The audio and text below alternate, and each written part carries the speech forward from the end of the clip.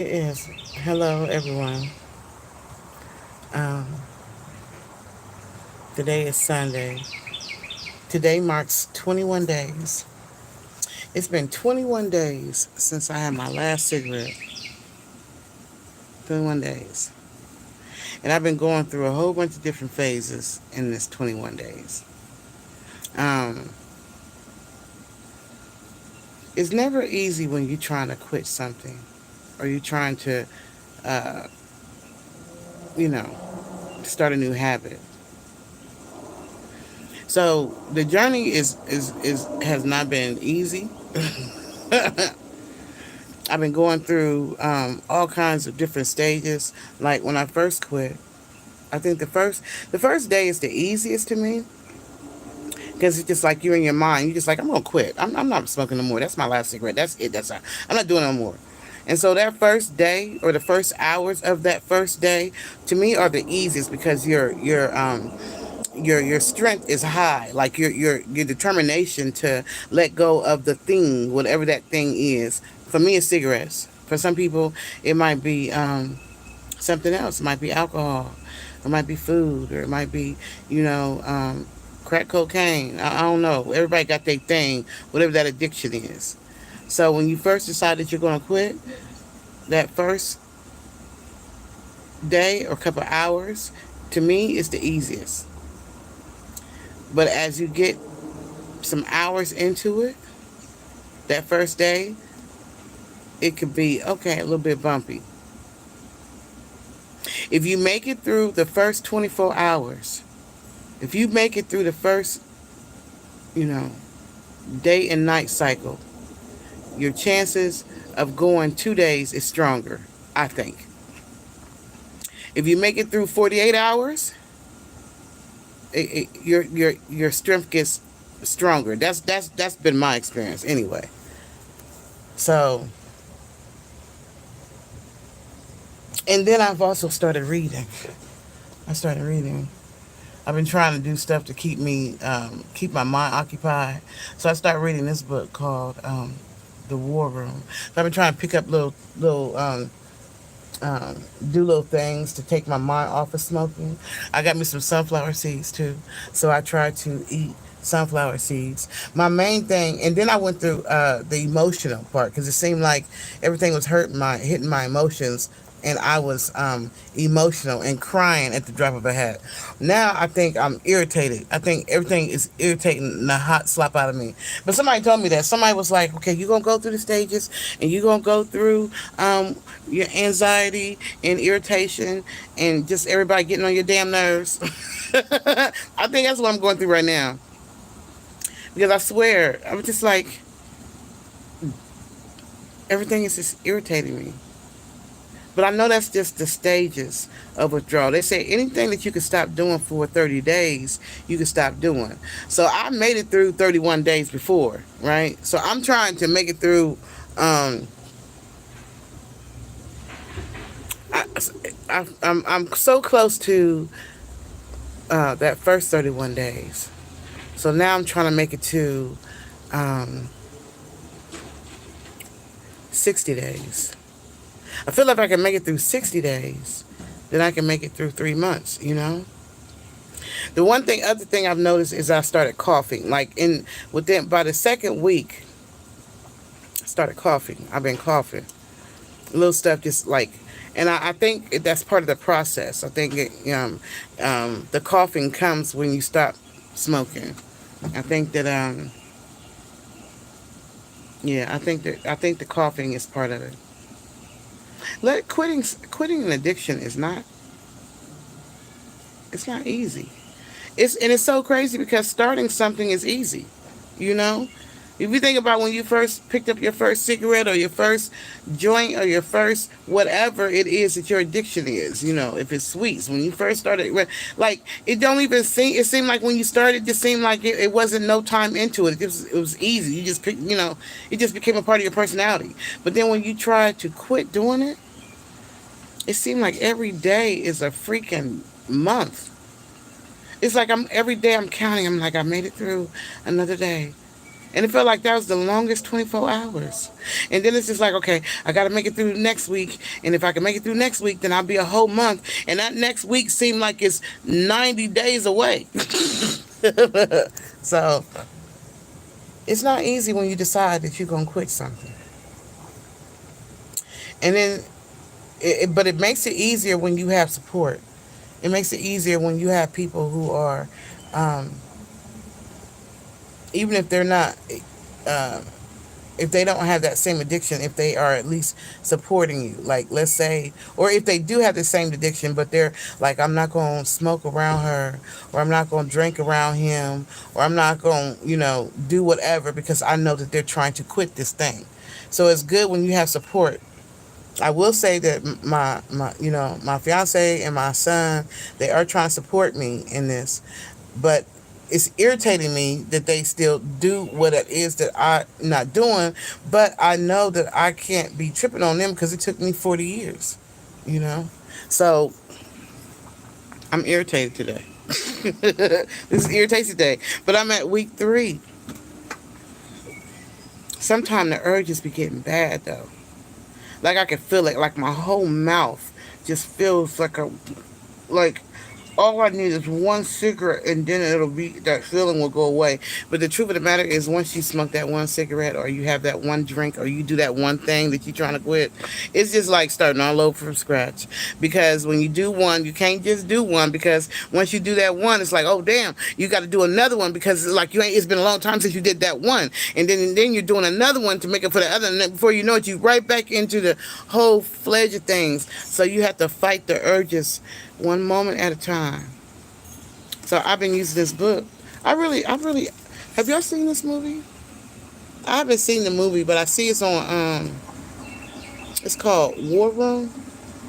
I haven't seen the movie, but I'm reading the book, and it's really like, I feel like God gave me this for a reason. Like He had brought this in my spirit. Like saw this book at the secondhand store, and when I saw it, I was just like, And so I picked it up, I've had it for some months. I've had this book for some months. I just never started reading it. But then since I've been quitting, it's like it's been in my spirit. And so I feel like God wants me to read this book, right? And the one thing that has come out of this that is a positive thing is I made my own self a little prayer room, you know? Because I know this addiction is not something I can get through on my own. I've been smoking since I was 19, and I'm now 56. So that lets you. I am 56, right? It's like I gotta. It's like become a part of my personality. It was how I dealt with stuff. I think the one thing that's making me want to do this online is, for one, it helps me. These videos help me. For two, with me being a nurse, I understand that there are many people who are battling the same kind of, they're battling the same types of addictions. It may not be cigarettes, but it might be something else that they're battling, you know? And family been telling them they need to quit, friends, significant others, kids, whatever, but actually quitting, that's the thing. And so I feel like God is having me go on this journey because, one, I've been a nurse for a long time. And I know, um, what happens when you have addictions that you can't quit. I've worked in drug and rehab places. I've worked, with people who lung cancer, with liver disease, all kind of stuff that came about because of their addiction. And they couldn't let it go. And so it became a health crisis, So I know there are other people out there who's dealing with addictions. It was one of my patients that actually really was like, I don't know, we started talking. And he was just like, he had quit 12 years ago. He quit smoking 12 years ago. And he said, it's going to take self-control. You're going to have self-control. And I'm just like, okay. But in all honesty, in order to obtain anything that you want in life, you're going to have self control, because it's the self control that allows you to stick to the goal. It's the self control and the self discipline that keeps you from quitting, even when you really don't have the strength to keep moving forward, or you can't see the whatever. It's like you're fighting against your own flesh, you know. You're and you have to um, have the discipline not to quit. It's almost like running a race, and you getting tired and you run out of energy. You can see the finish line, and there's a whole bunch of other people running, and but you just like, oh gosh, you know. But it's the self discipline that makes you keep running until you finish the race, even if you don't come out in front. You know, this is. I'm trying to figure out. Quitting smoking is one of the hardest things I've ever gone through. I feel like, because I really want to quit. And so I've been fighting against my own self, like, because sometimes I get irritated, and I just want to grab one of my fiance's cigarettes so bad. Oh my God. I want to just, I just want to, and then I'll be seeing them. That's the other thing, because I live with a smoker. So I'm watching these, I'm looking at these packs of cigarettes. I'm trying, how your eyes will point out that thing that you know you want, but you know you can't have it. I didn't. Self discipline.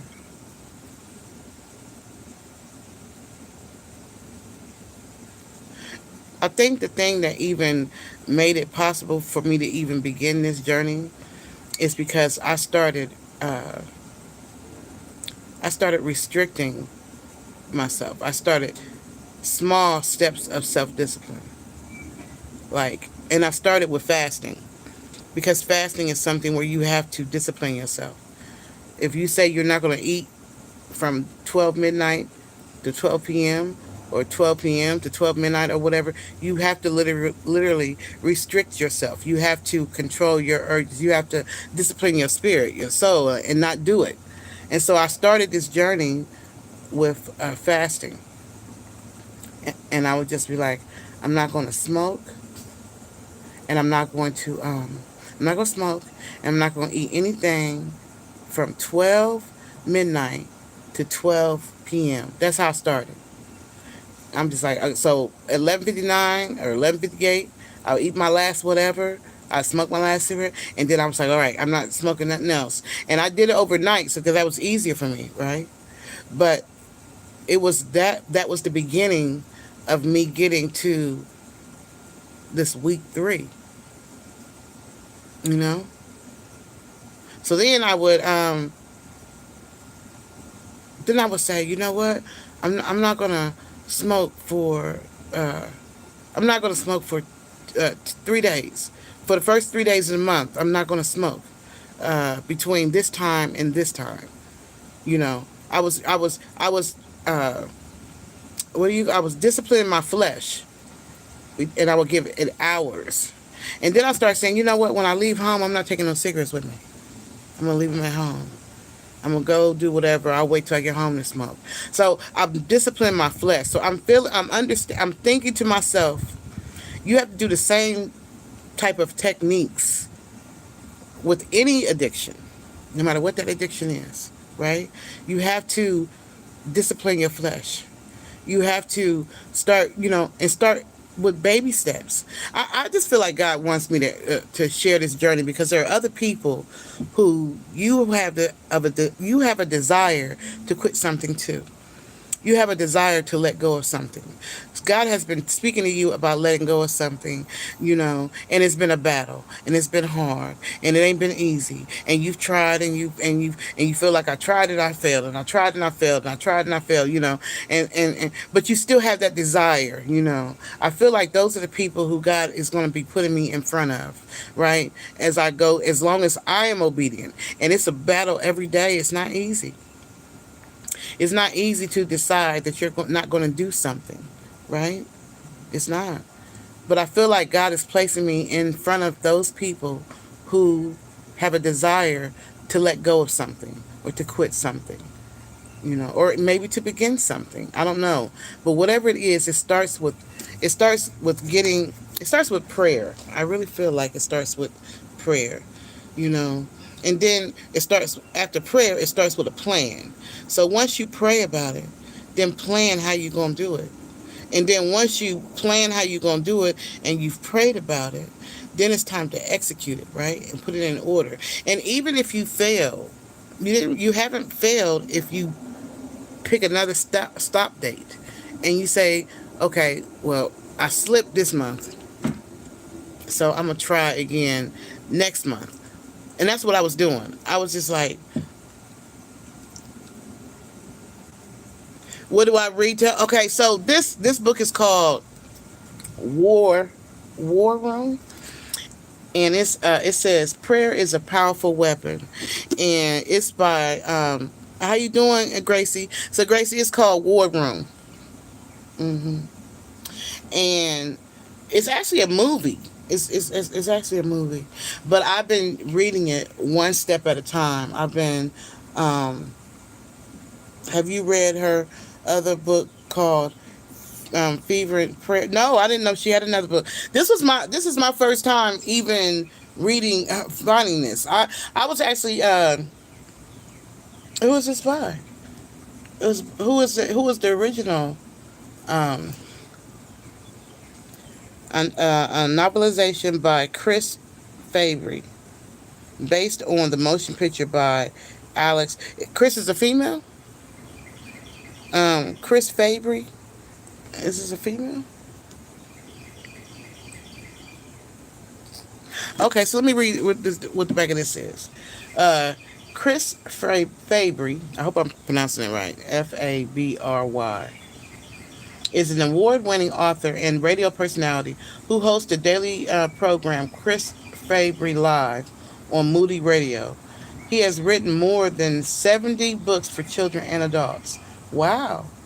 Alex and Stephen Kendrick are the number one New York Times best-selling authors of The Love, was it The Love Dare, and co-writers of the movies Fireproof, Courageous, and Facing the Giants. They have received more than 20 awards, including Best Screenplay, Best Production, and Best Feature Film. Okay, so is Chris a female? I haven't. No, fever. You said her, so it must be a woman. No, I haven't. This is my first time, but it is helping me. I ain't gonna. This it is helping me. I'm telling you. I went and got. That's who. That is that Priscilla. Oh, Schiller. Shirer. That's who wrote prayer. Fervent prayer. I hope I'm saying that right. Fervent. Fervent prayer. I'm gonna have to check her out. But it is helping me. It is helping me. Um, it's helping me. I'm reading it a little bit at a time, like a couple paragraphs or a chapter at a time, and then after I finish reading the whole thing, I'm going to go. Uh, um, I will. I'm gonna look that up. Um, Gracie, I sure will. Thank you for the. In fact, I should be screenshotting that so I remember because sometimes I don't be seeing. I want this to let me screenshot this so I can say what you just said. Let's see, screenshot. Let me screenshot it. Did it let me screenshot it? Yeah. Okay. So that way I'll keep it and I'll look it up. I sure will. But it is helping me. It's helping me to quit smoking. 3 weeks. I'm really. Y'all don't even understand. I am proud of myself. I really am because it's a moment by moment and day by day. Now I understand. I never really understood alcoholics, and AA, and they be like, you can't even have one drink. You can't. You can't. Listen, when you say you gonna quit, you can't have one drink. If you say I'm not eating no chocolate because of whatever reason, you can't even have one piece of chocolate. If you say I'm not gonna do fentanyl dirty, you can't have no fentanyl, not one time. If you say I'm gonna quit smoking weed, you can't have one joint. You can't, not one. Because that one of whatever it is that you're trying to quit will only lead you right back to stage one. And I've been going through this for the last, how long I've been trying to quit. I don't feel like the first 15 years, I don't think I was trying to quit. I was just, 'cause I was young. I started when I was 19, so I wasn't even thinking about quitting at 19. But 19 turned into 20, 20 turned into 30. I wasn't trying to quit then. I'm trying to figure out when did I start trying to quit? Maybe when I get like, no, I can't even say that because I feel like when I would get pregnant, I would try to quit when I would get pregnant.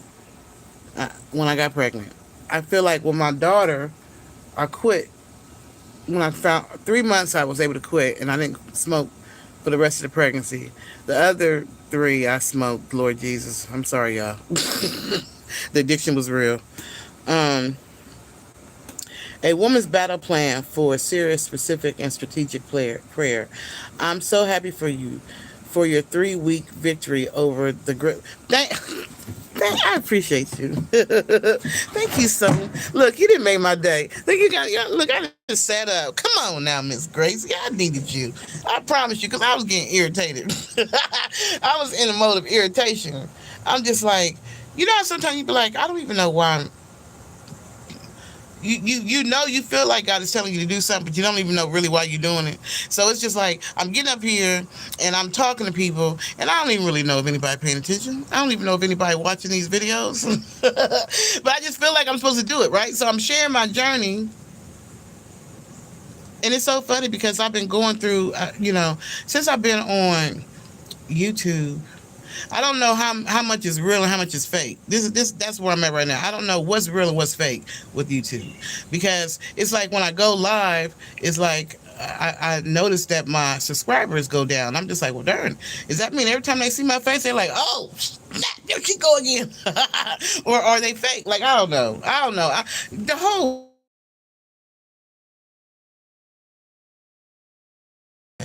but when I see people like Miss Gracie get on and speak to me, I know she's real. Thank you, Miss Gracie. And for the ones who actually post, or they like my thing.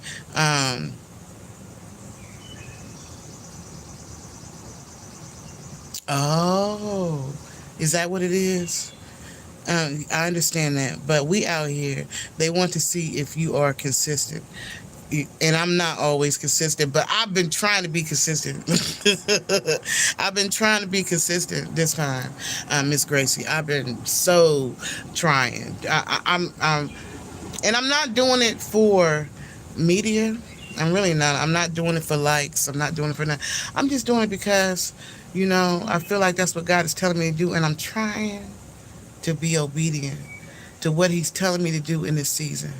For one, because I sing, right? And I know ain't nothing been, it hasn't been but for God's grace and mercy that I'm able to make music and sing after smoking for so many years. That ain't nothing but God's grace that's been covering my vocal cords. I understand that. And so I just feel like He's telling me, like, this is what I want to do. And when you are obedient here, then I will, do this over there or whatever. I don't know. I just feel like this is a season where that is one of the things that I'm being tested on doing, is releasing something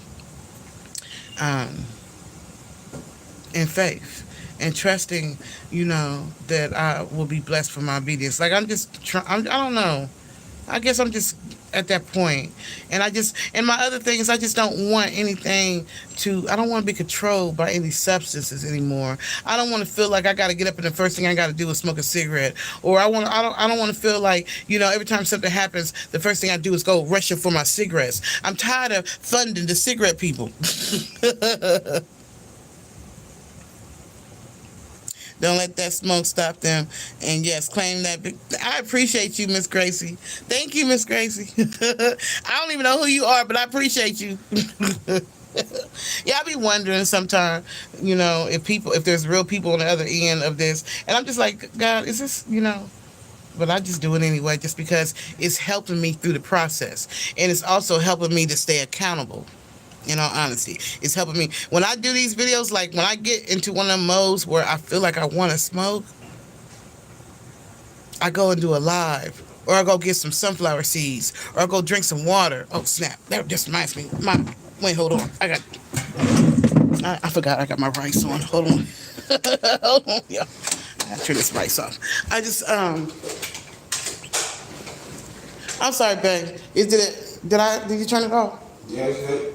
Okay. So I was cooking some rice. My babe, he made some. What is what is this dish right here that you made? What do you call this dish? I'm showing I'm telling them, I'm sharing with them that this is 3 weeks of me not smoking, but I want to show them what you made. What was that? I'm about to show you. Hold on. Hold on. Huh? I forgot what you call it. What you call it? Cube steak. Okay. Yeah, he makes some cube steak, y'all. My boo can cook. Let me tell you something. What was that you made yesterday? You see that? That looks so good, don't it? What was that you made yesterday? We got it with some rice, y'all. Huh? What was that yesterday? The what? It's in the package. Yeah, with the squash, the zucchini and squash. And what was that? Tomatoes or something you put in? What did you put? That was so good. With the chicken parmesan and the noodles. Oh gosh, he hooked that up, y'all. So yeah, huh? There's that little piece of parmesan. It was good. The chicken. Mm-hmm. It was good. Thank you for cooking. So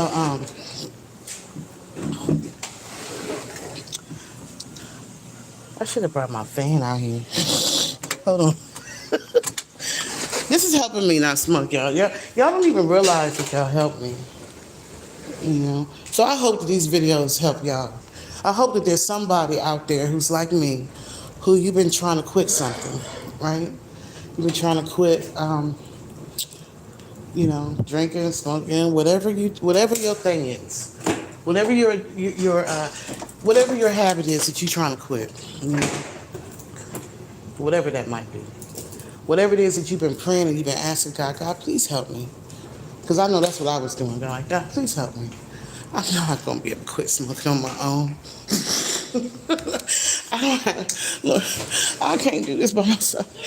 So I've been praying. God bless you. Whoever that was.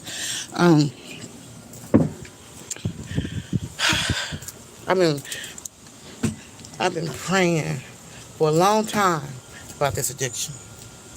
You know? So this helps me. And yeah, the book helps me. And I'm gonna look up that book too. Let me see. You have the book, War Room. So this is what Miss Gracie said. Oh,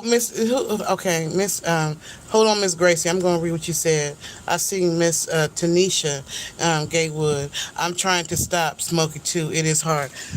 Listen, we got to stick together on this journey. We got to, Miss Tanisha. What is it? Is it Tanisha or is it Tanisha? I guess Tanisha. I'm the worst with spelling stuff, so I hope I'm saying it right. Listen. For many of us, if you grew up in the 80s, you remember they used to have the cigarette commercials and stuff, you know? And for those of us who grew up in the 80s, I didn't get hooked with the crack thing because Nancy Reagan was serious about that say no to drug stuff, you know, and they would have those things like, if you smoke one joint, it's gonna kill your brain cell and your brain cell ain't coming back. Like they used to scare us with all that kind of stuff. So I never was tempted with the I ain't gonna say I ain't never smoked marijuana. I ain't gonna say that. Like, I've never smoked marijuana. I've never tried anything, whatever. Most people in their teenage years, college years, 20 years, you didn't try some stuff, even if you ain't telling everybody. But that wasn't my hang up. It didn't bother me. Drinking I didn't like throwing up, getting sick. I drank and the hangovers was too much for my soul. So that wasn't my thing. Cigarettes was my thing, you know. And it ain't easy. You're right. It's in fact when you make a decision to quit doing something that has become a part of your personality, for every day that we make it, Tanisha, Miss Gatewood, for every day, for every hour, let's break it down. For every hour that we don't pick up a cigarette, that's a big accomplishment. For those of us who smoking has become our personality. Or let's take it to whatever your hang up is. For every hour that you don't do that thing, that's an accomplishment.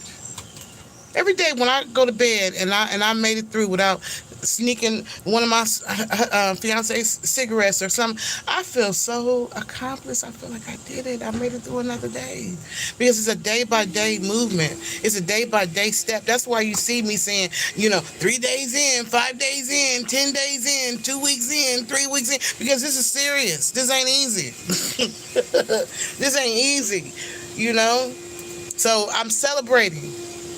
So for those of you and Miss Tanisha, for wherever you are in your journey, I'm celebrating with you because I know.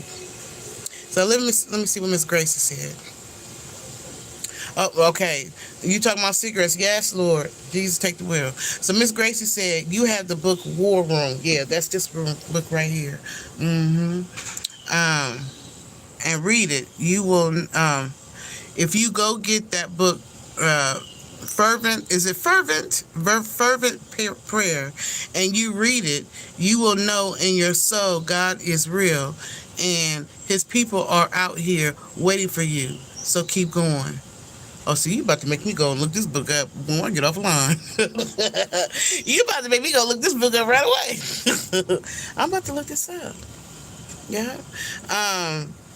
And Miss Nikki said I'm talking about cigarettes. This is God. I happened to stumble upon your life, so thank you.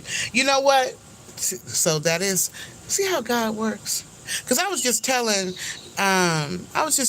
Miss Gracie, like I don't even know if the people was real. I don't even know because I'll see where it say views and I'll see like 100 views, but it'll be like 2 likes. So I'm just like, does that mean only 2 people liked it? Was it only 2 people that was really there? Like, what's the other views? Is them real people? I don't know what's real and what's not. And I'm just like, I don't even know if anybody's paying attention to this. I just feel like God is having me do it. If he's having me doing it, then he's putting me in front of people who have been praying and asking God to help them quit something, to help them stop something, and I'm just being obedient, even if I don't know, but y'all commenting, so that lets me know that God is using me. If for nobody else, there's 2 people he's using me for. Because Miss Gracie then got on here and she gave me a book that I'm about to look up when I get offline. A fervent prayer. I'm gonna look it up. I screenshotted it too, so I could keep an eye on it. And then you Miss Tanisha. So understand, Miss Tanisha, how long you been smoking? I'm curious. How many years? If you're still on here, Miss Tanisha, how long have you been smoking? And when did you decide to quit? If you're on here, I've been smoking since I was 19. I was in the military smoking. Pregnant, I was smoking. Oh, so your battle like mine, Miss Tanisha. Oh, let me tell you something. You and I must never part. Because I'm on that same battle. I've been doing this. I'm telling you, it's been what? I'm 54 now. 56. I keep trying to take away a couple of years. I'm 56. I know that the first time that I actually willingly smoked a whole cigarette, I was like 19. However, I feel like the enemy been coming after me with this cigarette thing even before then because I had smokers in my family. My uncle used to smoke. And I remember one day, I must have been in the 6th grade. Maybe, no, it had to be younger than that. But I was living with my grandmother, so I was no longer If you watch my movie This Can't Be Love, you know that I went to live with my grandma when I was like 9. So this had to be, and I was at my grandmother's house during this part I'm talking about right here. So I had to be 10 or 11, maybe, somewhere around in there. And I was walking home and I seen, and for whatever reason, I remember I saw this cigarette on the ground. I don't know why, and it must have been still lit because I didn't have no lighters. I don't know how the hell, but I smoked. Somebody must have dropped a cigarette, and my goofy tail must have picked it up and must have like hit it or something. Because when I got home, my family, I think it was my uncle, my aunt, somebody was like, "You smoke?" And I'm like, "No," but no, because they could smell it on me. So I feel like the enemy has always had that. Like that was going to be one of his things. He knew that I would, because my father had an addictive personality and he, drunk and smoke and all that kind of stuff. My mama, they had that addictive personality within their genes. So I guess the enemy knew I had that addictive personality too. And I feel like at the age of maybe 10 or 11, it is where, I smoked my first something, cigarette or whatever. I don't know if I picked it off the ground. I don't know how I got that cigarette. I don't even remember. But I remember getting home. I remember picking it up. I remember putting it to my lips, trying to smoke it, so maybe it was still lit. So maybe somebody had just dropped it. How nasty is that, right? And then got home, I'm like, "What? You been smoking?" I'm like, "No." But that was the beginning. So really, if you take it back there, it's been since then. But then I didn't do it again until college. It's the worst habit. Miss Miss Gracie, I love y'all for trying to quit. Thank you. Appreciate you, Miss Gracie. My aunt said the only way she stopped was through God. Let me tell you something. Let me tell you. Look. I'm in that mode, bro. I'm in that mode now. You done got me in that mode. Oh, you are. Are you a generational curse breaker? Is that what's going on, Miss Gracie? Is that what this is all about? Is this a setup? Is this a setup? So, wow. Ooh. I wonder, is that what's going on? There's been so much in my family line. I can't even. I was about to say something. I forgot. It'll come back to me because you just threw me with that generational curse breaker thing. Because a lot of people don't know that it really is like a lot of stuff that we're going through is generational. Like I was listening. I was looking at that whole thing with what's what's the little girl's name? It's an artist and her boyfriend. Um, and I can't think of what the little girl's name is. I think her boyfriend's name is DDG or something, and I think the sister's name is. I forget. It's a popular singing artist who has a sister. I just can't think of her name for some reason. And then she just had a baby, and her and the boyfriend is arguing, and she got a restraining order against them, all that kind of stuff. And this is my thing. I wrote on the post because I was just like, it touched me, right? And I wrote on the post and I said, y'all, I pray that the two of you get counseling because you need counseling so that baby is not traumatized by y'all's drama. We don't understand the decisions that we make when the children, our babies, are little or whatever. We mad at the daddy. We don't want the daddy to see the baby because we mad, or we mad because he done moved on, or he mad because she done moved on. So I ain't gonna be there for the child and all kind of stuff. But y'all not understanding that it's the child, it's this soul, it's this baby that has come through that God brought through y'all that y'all are traumatizing before he even get a chance to live his life. And then, mama, if you keep the baby from developing a relationship with their father and they figure that out later on in life, they can be mad at you. They can be hating you. In the same instance, if you, daddy, is mistreating the mama and you not there, you or whatever, don't expect that child to be there for you when that child grow up. Please remember that if the child grows up to be 20 and 30, they're going to remember who was there for them. For real, for real. So while you mamas out here doing stuff to hurt the daddy, remember that that child is sucking in all those experiences. They're sucking in all that emotional trauma and drama, and that's why when they grow up and they got bipolar stuff going on, they got mental health stuff going on, they in these abusive relationship, whatever. It's because of what y'all put them through when they was babies, when they were infants. That's that generational stuff. So at some point you gotta be like, hey, this ain't about me right now. This is about this child. So let's figure out how we gonna co-parent and let's be the best we can, even if we're not gonna be in a relationship. Okay, so you chose somebody else over me. Okay, whatever. Okay, we had our differences. We can't make it together. Okay, but we still got this soul, and we are in charge of this soul. So take care of your babies and figure out how to co-parent so that they don't get to be 25 and 30 looking you in the face and blaming you about everything that happened when they were young, when you was going through your own life journey. Does that make sense? I hope that makes sense. Um, uh, that the reign of addiction has come to its complete end. I mm, yeah, because it has been like the thing in on my mom's side, my dad's side, with both parents.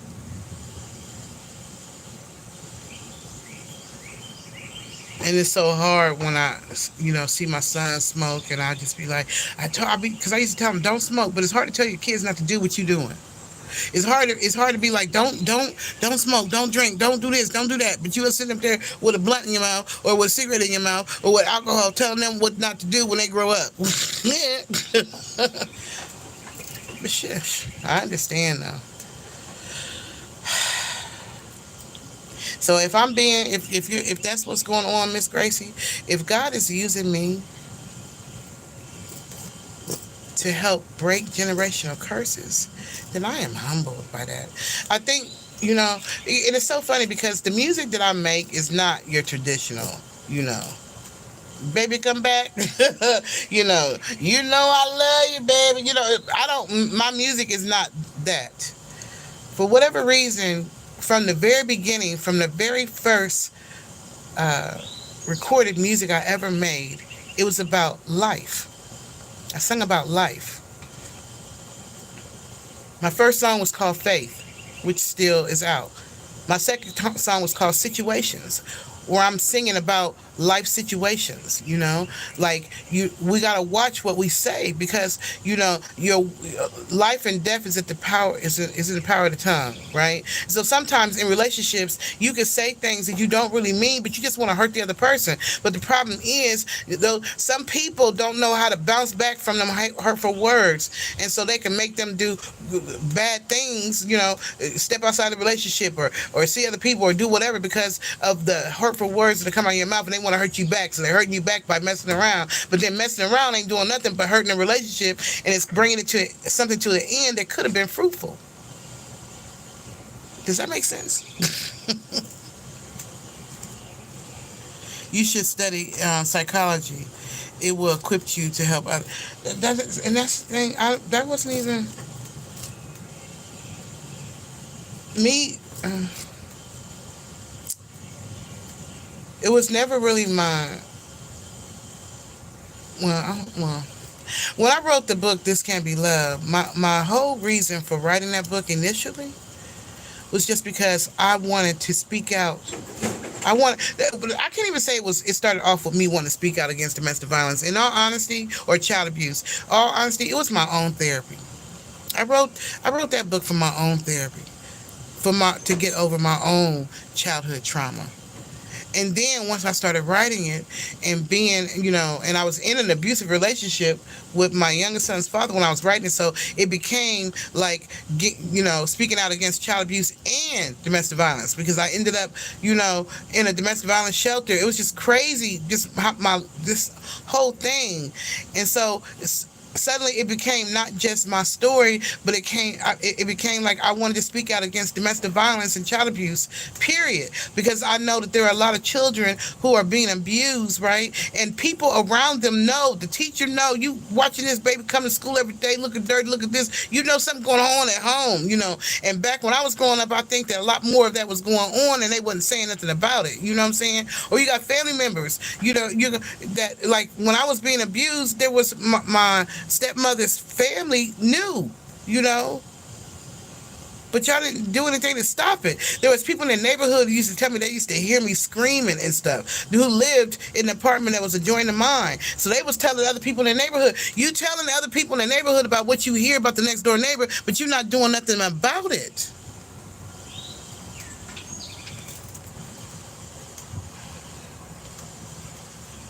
And then I think to myself, how many times have I ever, as a nurse, felt like, this is before I wrote the book, felt like something was going on, you know, when I was doing private duty. Well, I grew to hate private duty. I stopped. I didn't want to be.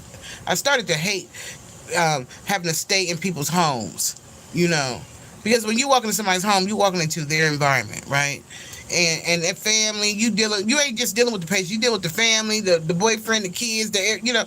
And I grew to hate that private duty care. But I remember one particular case that I had, and I should have reported it, but I was a young nurse. This is before I wrote the book. But I remember I had to do it overnight at this lady's house, Lord Jesus. And she had a daughter that lived with her, and her daughter had a grandbaby, and it was some other people, and it was this lot in this little apartment. Me, the nurse, with this patient, and in this little apartment, and all too much going on. And then the daughter was, I guess she was calling herself disciplining the baby. She had the baby in the bathroom and was kept whooping the baby to the point where I had to get up, and I'm like, if you hit that baby again, I'm calling the police. It was like that, and I should have reported her. Needless to say, I never went back to that house, but I should have reported her. So there's a lot of cases where we're witnessing child abuse and we're not speaking up about it. And then you'd be shocked when you hear about, you know, some child and got murdered, you know, or this and that and the other. There were signs. You hear me? There were signs. There were signs that the people in the community wasn't paying attention to and all that. So really, that was the whole goal with the movie, you know. And then it just, one book turned into another book to turn into another book, you know. And then all of a sudden it was like God was using me to speak to people. And then the music came. And when I sing, it's like I can't just sing a regular love song for some reason. Was like God uses me to, whatever is going on, God uses me to sing about it. Like when I dropped this last song, you know, You Changed My World, that song wasn't coming from, you know, a child to a mother. That song was coming from a mother to a child. Because you got a lot of, you know, hurting mothers and daughters, or mothers and sons, or fathers and daughters and father and son relationships. You got a lot of broken relationships within the family unit. And I'm talking about the adult children. You know, the daughter's still mad at the mama, or they can't even be in the same room for 30 minutes without arguing. And you got a lot of that going on because the daughter or the child is still mad at them about stuff that happened when they were growing up, when they were young, when they were little. Mom didn't do this, she wasn't there for that, or it's because of her that daddy didn't do this, or daddy wasn't there because they didn't, you know, all that. So You Changed My World was really singing from a mother's perspective to the child, and saying, you changed my world, you know. You changed my world. And I wasn't expecting you. Most people, 95%, maybe 95 is too high, so I'll take it down a little bit. I'll say 80% of the pregnancies in this world are not planned. They're not planned. And out of the 80% that are not planned, I want to say probably, well, I don't know about now, but at least when I was growing up, 50 to 70% of them were not married. So they weren't married, they weren't planned. And if we say 70% weren't married and weren't planned, they were single and they were young. Because most people have kids in their 20s and their teens. Back when I was growing up, they was having a lot of teen pregnancies. There's kids having kids. Mm.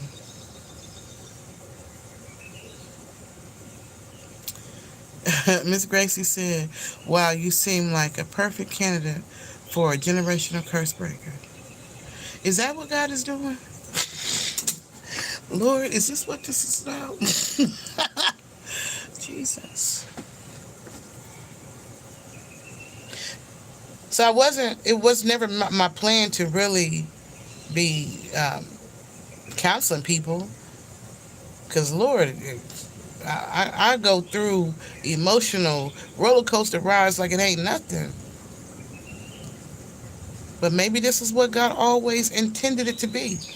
I think that a lot of times we don't understand that when the Bible says, "I knew you before you were formed in your mother's womb," that means He knew what you were going to do. He knew your potential. He knew your goals. He knew everything about you. He knew what you was. He knew already what you came into this world to do. And then on this journey of life, you're figuring out what it is that God always planned for you to do when He placed you in your mama's womb. But sometimes, the journey is rough. I think for the ones whose assignments um, is very powerful, they go through the worst freaking wilderness. Jesus, their wilderness experience is off the chain. I am. I'm going to get it. I am going to get it.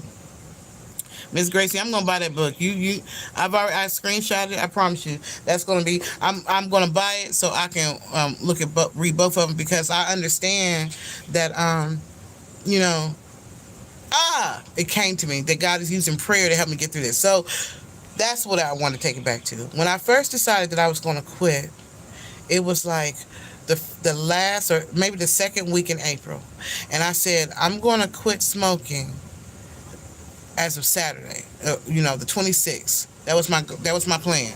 The 26th of April was my date. That was the date that I had in my spirit, in my mind, that I was going to quit. I gave myself a date, right? So when it got to be like, and it's not something I broadcasted. I didn't tell everybody, I'm about to quit or whatever. That was my date in my head. And I started praying like, God, please help me get through this. Because I've been trying. Last summer I got through 31 days. This time, God, I'm really trying. Please help me, Lord. I start praying within myself. On Sunday, I went to church, right? Well, I was on my way to church. And for whatever reason, that morning I left early, right? Which I usually don't leave early. I'm one of them people that I'm always late. But that day I was early. So on my ride to church, I stopped at a QT gas station. And when I went to the QT gas station and I was going to get me some coffee, and I heard this woman saying, "Hallelujah." I said, "Whoa, she must have won the lottery." She must have got her lottery ticket or something. So I'm smiling because I'm hearing this, right? And so I go up to the teller, and the teller is smiling, young girl, whatever. And I was just like, and I had my purse. I had my little purse that got butterflies when I had just bought it recently. And she was just like, "I love your purse."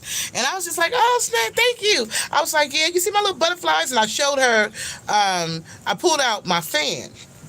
This fan, as a matter of fact. Look at God. Look how God uses stuff. So I pulled out this fan, and I was like, "Look at this." I said, "I bought this purse last week. My friend gave me this like a week, like 2 weeks ago at a friend's mother's funeral." I said, "God must be speaking to me about butterflies." And she said, "Well, when I see butterflies, it tells me, butterflies resemble freedom. Like, God has set you free." This is what she said to me. So I'm like, "Yeah, okay, butterflies, freedom, new beginning, new season, all that sounds good." So I go to church, right? So I sit in my car and I go to church. You can actually see this, like, this is in my videos. I'm telling you. So I go to church and I find me a spot. I'm happy because it was Easter the weekend before, and the church was packed because I go to New Birth. So the church was packed. So I was like, I'm going early today so I can make sure I get me a spot. So I got there early. I was probably like 30 minutes early for church, which is not what I normally do. So I was just like, well, let me start a live. So I started a live,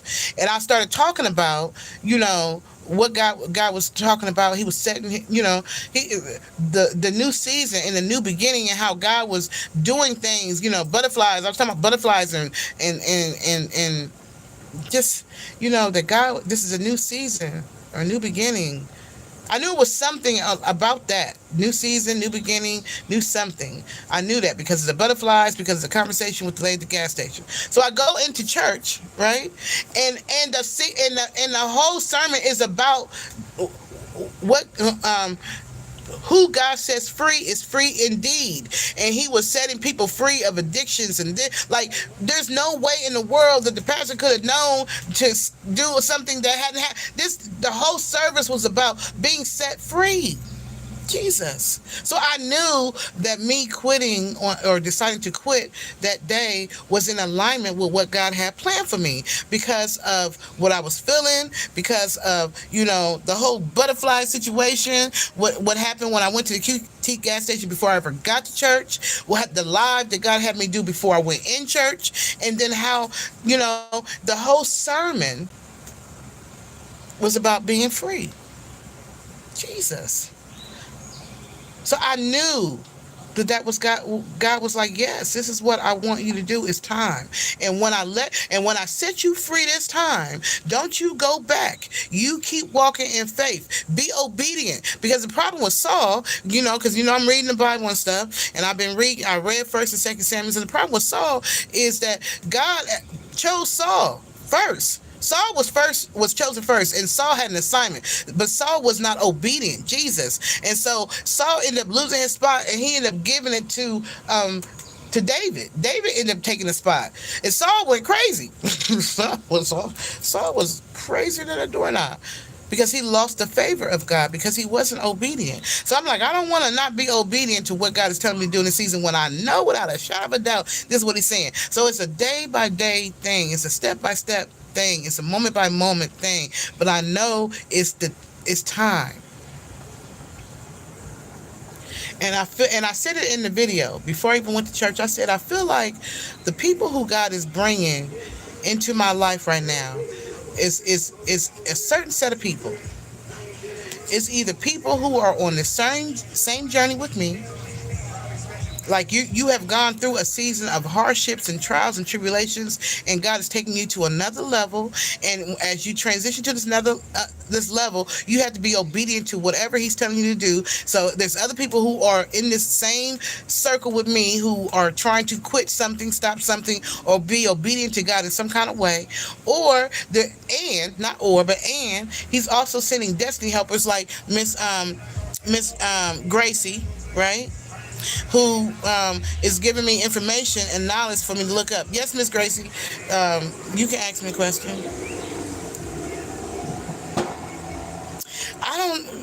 Miss Gracie, I don't see you saying all kind of stuff. So I got a song out called "Whatever We Ask." Jesus, I got a song out that I just released. It's called "Whatever We Ask." If you, I can't pull it up, but it's called. If you look it up, it's called "Whatever We Ask" by Patricia M. Goins. That is a prayer song. That's a song, and it's so. And let me tell you something, Miss Gracie. When I say that song is, when I sung the song, the first time I heard the beat, Jesus. When I first heard the beat, oh my gosh. Hold on. Let's see. Miss Gracie, you just started something. Hold on. Hold on, Miss Gracie. You just started something. Hold on. You gotta hear this. You gotta hear this. Because there's a story behind this since you asked me that. So hold on a second. Hold on.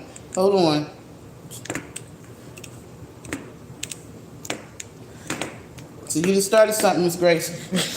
Miss Gracie just started something. Listen, blame it on Miss Gracie. Hold on. And I'm going to look at that book while I'm on here. Hold on, Miss Gracie. I'm about to look at that book, too. I'm about to look at this book, too. Okay, so hold on. So, let me close my little thing. Miss Gracie, I wasn't even planning on all this.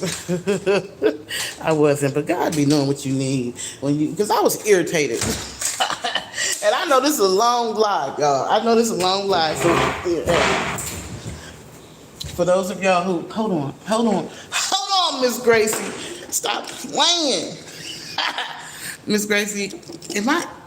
Do you think I'm like a spiritual warrior? Come on, Jesus. Okay, hold on.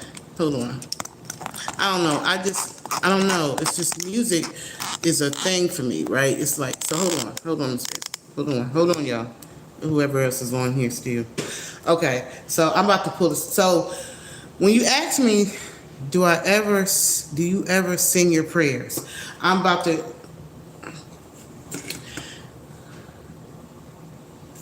So, last year,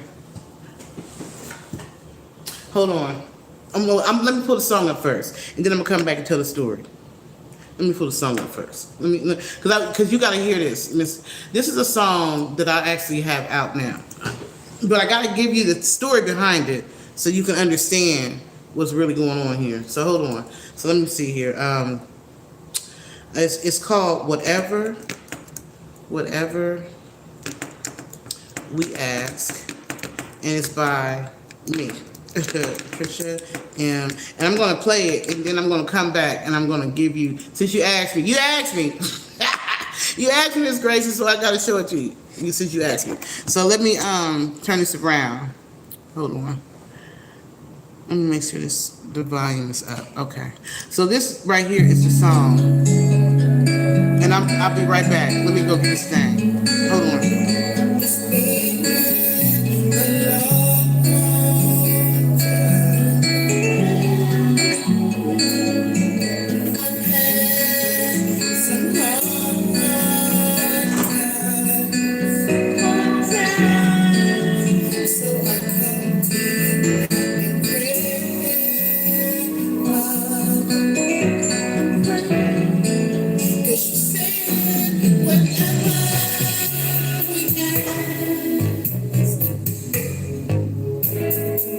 He said, whatever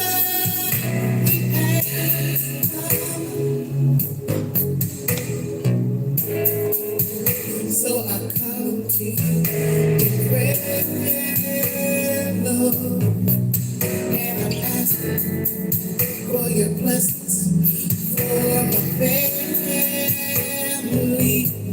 and for our country and for our world. That she said,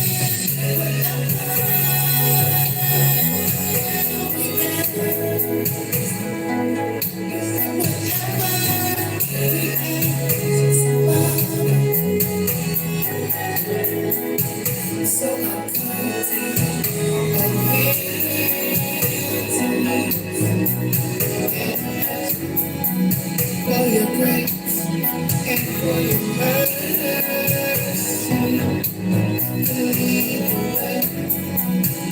And this is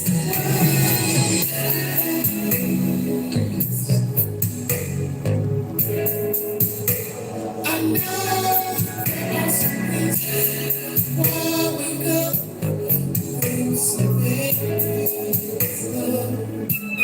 I understand it's for our growth, but Father, sometimes the burdens seem too heavy. But I know you said whatever we ask, you said when we come to you, Father, you said there's nothing that you will withhold from us. So I'm asking for your love and for your kindness.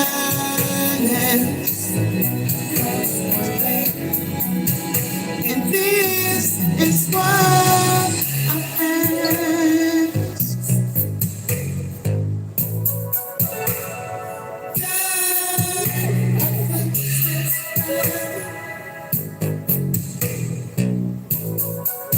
And let this journey be all of peace.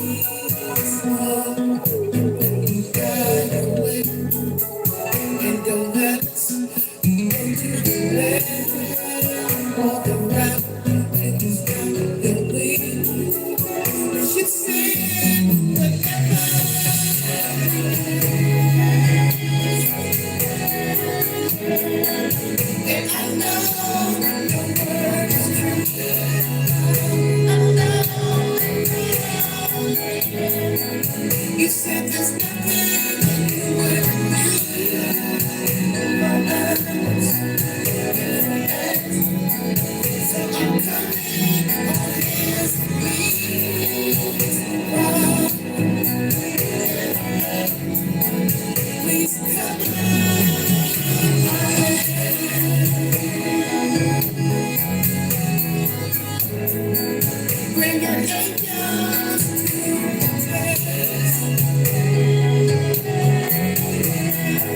and prosper.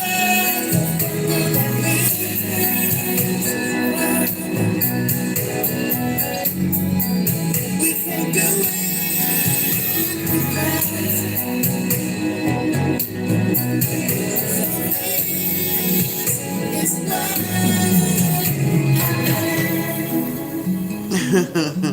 so that is so that to answer your that's to answer your question. So yes, look, you didn't got me sweat. So Miss Gracie, yes I do. In fact, let me go look at this book real quick. So this right here, the Lord brought this, gave me this book. It's so crazy because I was at the grocery store and I was going to get some money out at the ATM, right? And this book was sitting on the counter. And so it was sitting next to me, and I just looked at it, I was like, oh, okay. And so I picked it up because whatever we asked caught my attention, right? So I'm like, okay. So I was like, well, let me see. And I put it in my cart because I was thinking like, maybe I'll get it. So, but somehow that book wouldn't, let me just put it in a nutshell, the book would not allow me to leave it at the store. Let's just put it like that, right? Thank you very much, Miss Gracie. And so I ended up taking this book home, and it's like it has a whole bunch of like like it's inspirational type stuff in there or whatever, and on the back of it is a scripture, and it's whatever you ask in prayer, believe that you have received it and you shall find it. It'll be yours. And I got this at the end of 2024. So the Lord started putting in my spirit during that time that he wanted me to start making music again, because I had stopped making it. I went through a pretty crazy experience, and so I was just like taking a break from music and entertainment and all that kind of stuff, but then God just wouldn't let me go. Wouldn't leave me alone. He said, that reminds me of that song, Deeper by David and Nicole Bynum. I haven't seen that. So first, let me look up this book. Let me find, hold on, Miss Gracie. It's called, let me go to Amazon. Amazon is a good place for me. That's usually where I be looking for stuff. So hold on. Let me go to Amazon and let me look up books. And it's called Fever. Wait a minute. Fervent. I think it said fervent. Yeah. Fer. Fervent prayer. Prayer by. Let's see this. Is this it? Okay, so it's this right here. Let me turn around. It's this book right here.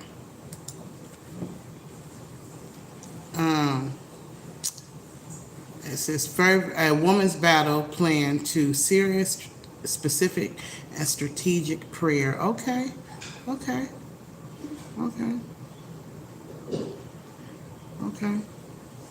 So I have to add to my cart, and I'll get it when I'll get it. That way I'll remember it. So that other song, let me go to the other song that you just said. So you said it reminds me of that song, Deeper. Let me put that in. Deeper. So God told me he was going to give me music, and so he began downloading songs in my spirit. And when I heard that song, when I heard the beat for whatever we asked, the words just came, So when you asked me, do you ever sing your prayers? That was a prayer that I sang. So it says Deeper by David and Nicole Bynum. Binon. Okay, so let me see. Okay, let me look. It's called Deeper. All right, let me check it out then. Let me turn it around.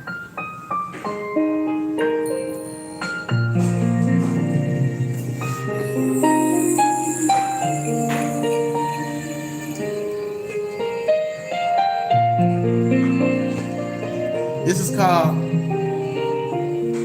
Oh no, that ain't the right one. Hold on. That ain't what she said. She said deeper. Hold on. Hold on.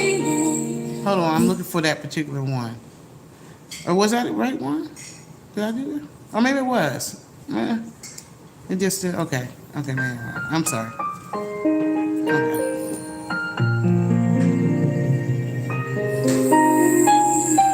All right, let's listen to it.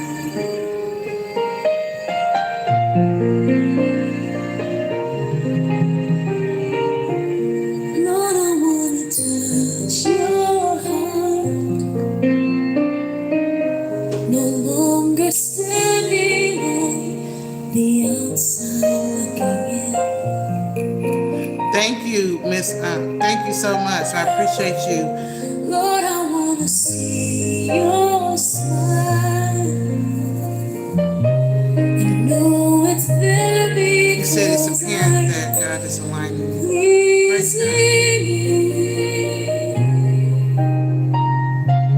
Amen. Lord, I wanna touch your heart. So tired of standing on the outside looking in. Wanna be where you are. Lord, I wanna see your smile. I know it's there because I'm pleasing you. Okay. I never heard of that. Deeper to the place where it can just be me and you.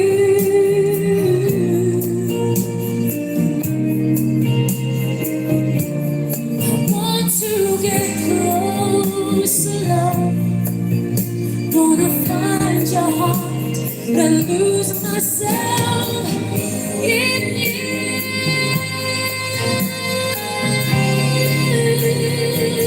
Oh, take me deeper, Lord, to the place where it can just be me and you. Wanna be alone with you. Oh, I want to get closer, Lord. Gonna find your heart, then lose myself in you. Oh, that's beautiful.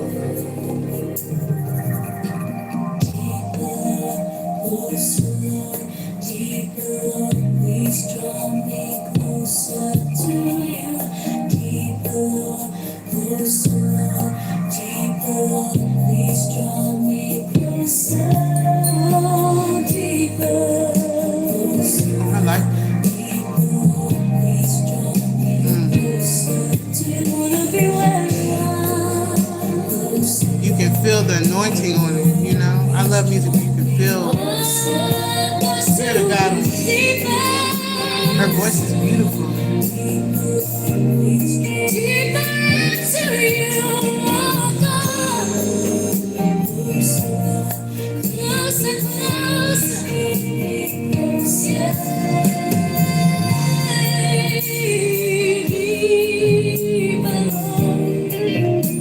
to the place where I can be alone with you.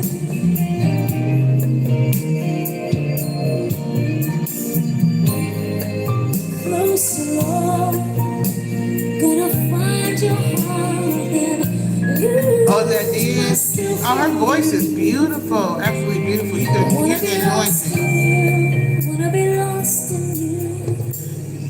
Deep alone. Oh, to the place where it can be me and you.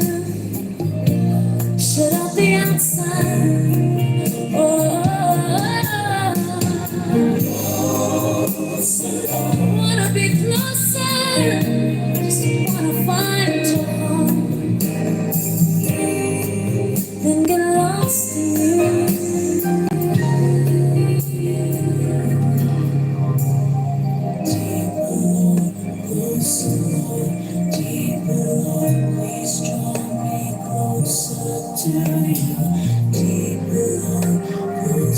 Thank you. I appreciate that. Yeah, that's a beautiful song. It's like you can be having a stressful day, and you can put this song on, and you can just feel the anointing. You can just feel the peace, in the song. I look for songs that bring me peace. It's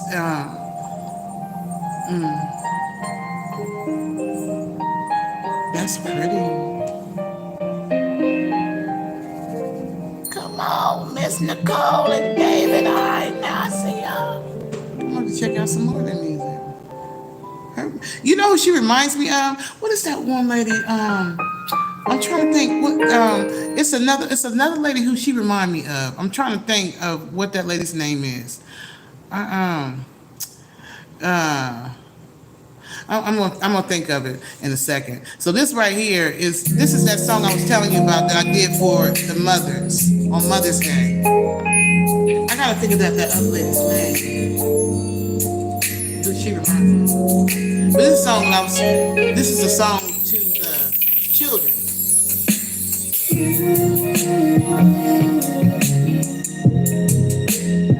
You changed my world. You changed my world. The day that left me with you, yeah.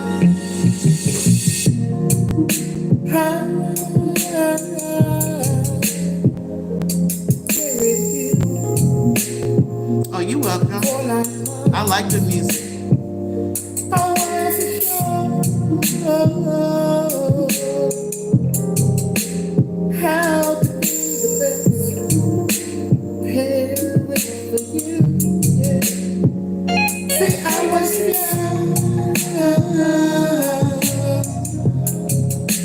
trying to find my way in life, yeah. But God tells me to bring you in this world. You changed my world.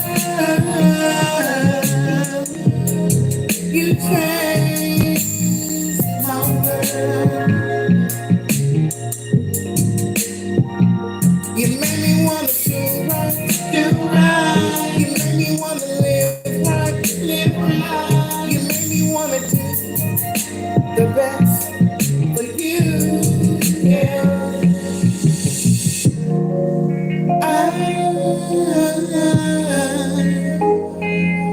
I know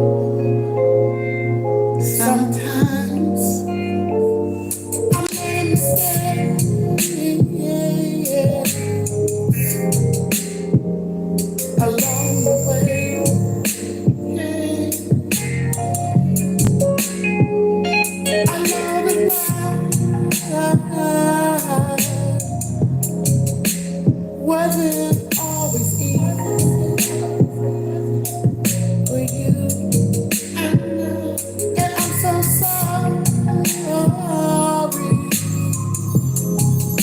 I didn't always do it. I'm sorry. But it changed my world. You changed my world. You made me wanna do right, get right. You made me wanna live right, live right. You made me wanna do the best. Thank you, Miss Gracie. Let me tell you, this is my thing, right? My thing is, a lot of times, these relationships between the kids and their parents, when they get older, neither one of them really want to hear the other, They don't know how to communicate. I'm talking about the grown kids. When the kids are young, they don't really be saying nothing about whatever's going on in the home, whatever they're going through, however they're going through it. Because kids don't really have that kind of a voice. So they go through whatever the mama or the daddy going through, they go through that journey too, right?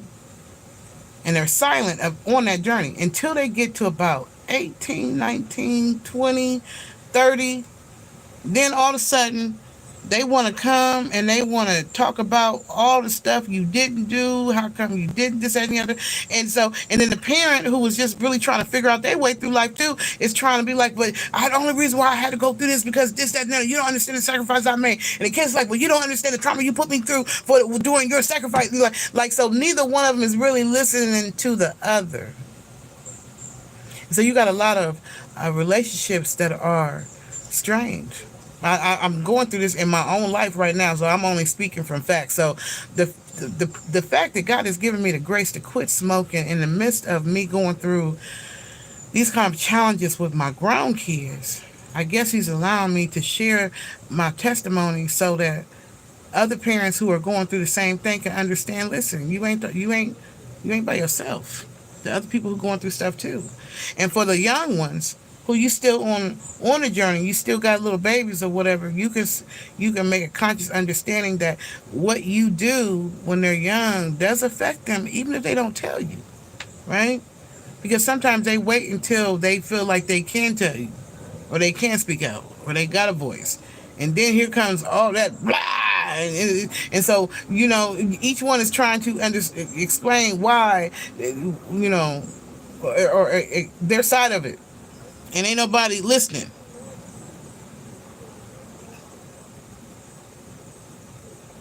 Yeah, so I got it in my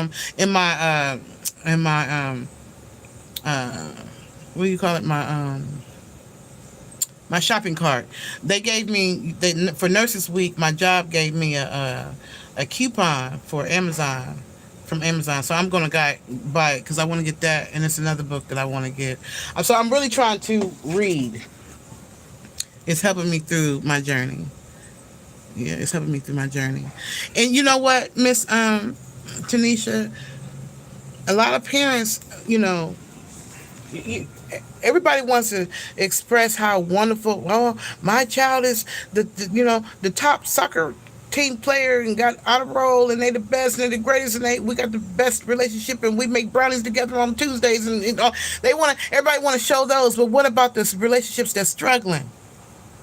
What about the relationships where the parent and child relationships are struggling? And I'm not talking about, the little ones. I'm talking about once they become adults. You got some adult relationships that they can't talk to each other. They can't communicate. The mom and the daughter, or the son, and the father, they can't communicate. The father just trying to do what he can to be the best father he can and try to keep him from making the mistakes he made when he was younger, whatever.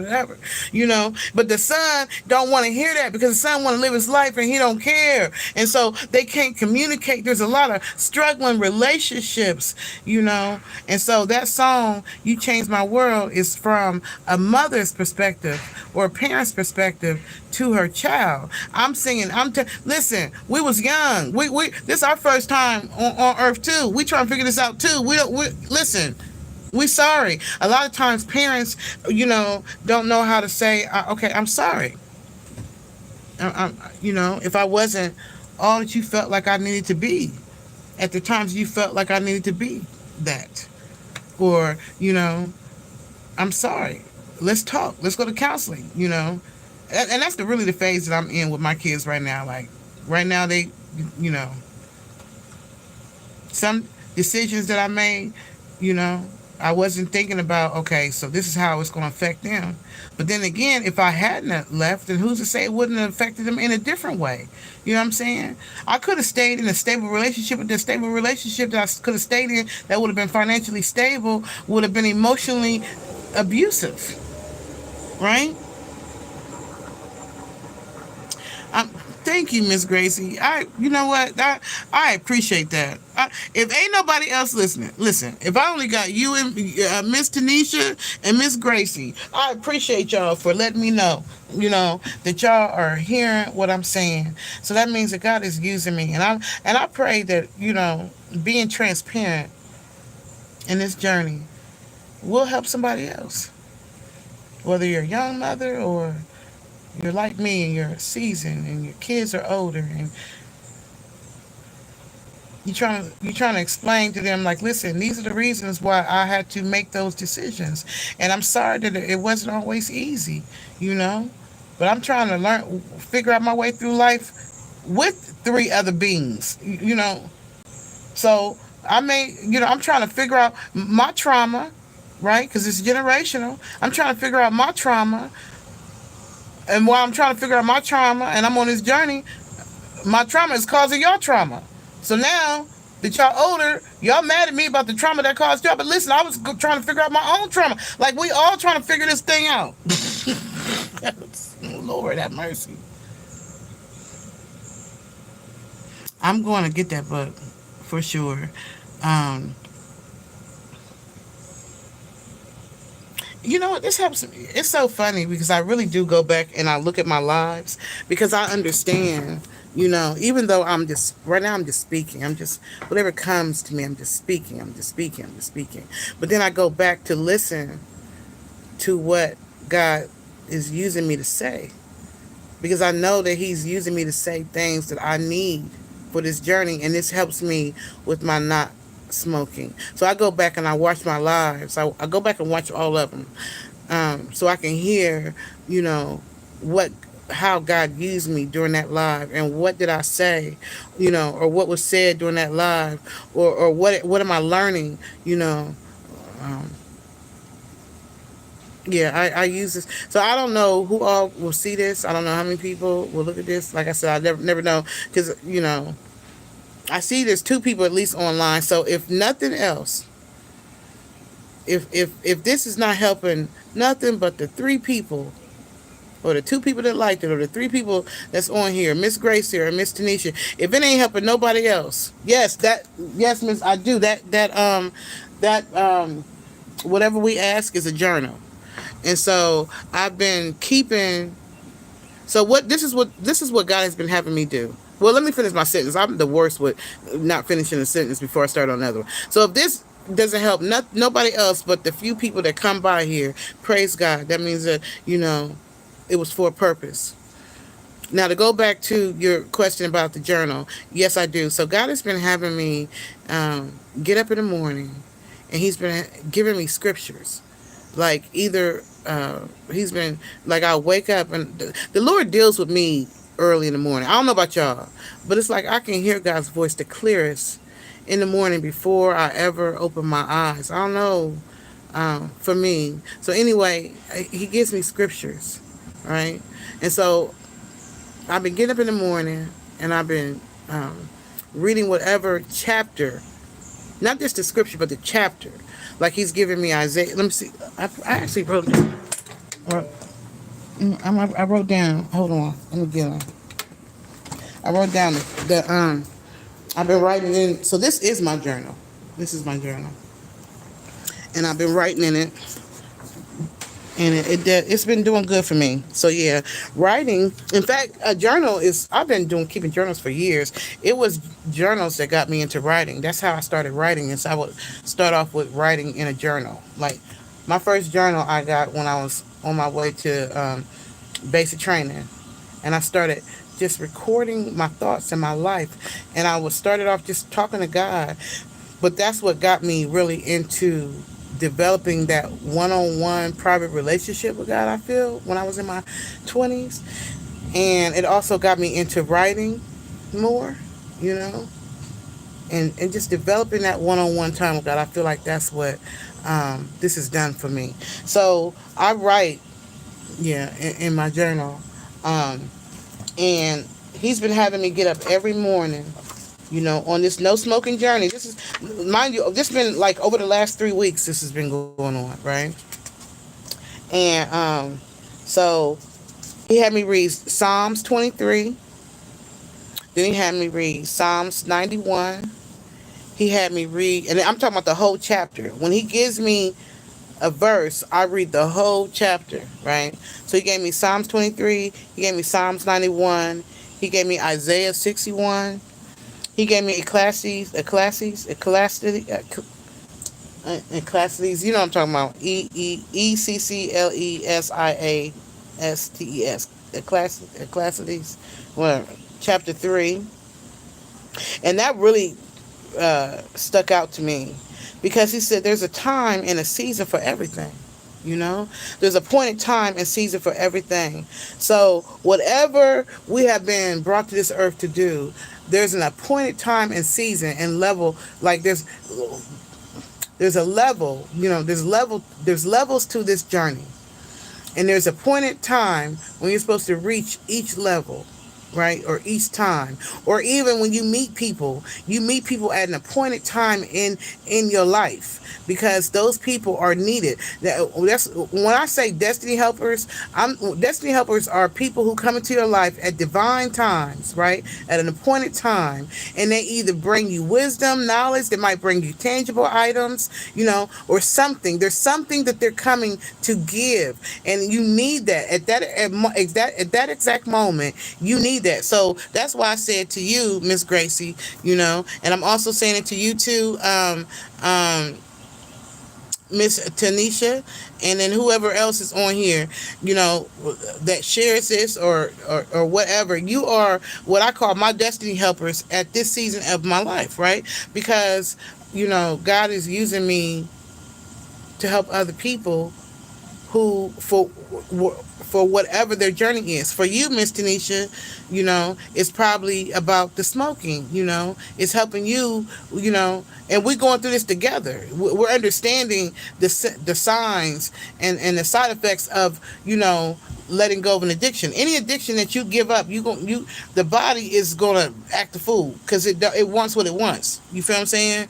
And so, you know, for people who like have heart marijuana or alcohol or you know, fentanyl or cocaine or all them harsh drugs. A lot of them harsh drugs, you know, your body will flip the freak out. Like you will be in the hospital if you try to quit cold turkey. Like you have to go through a program of really deprogramming your body because them side effects is off the chain, you know.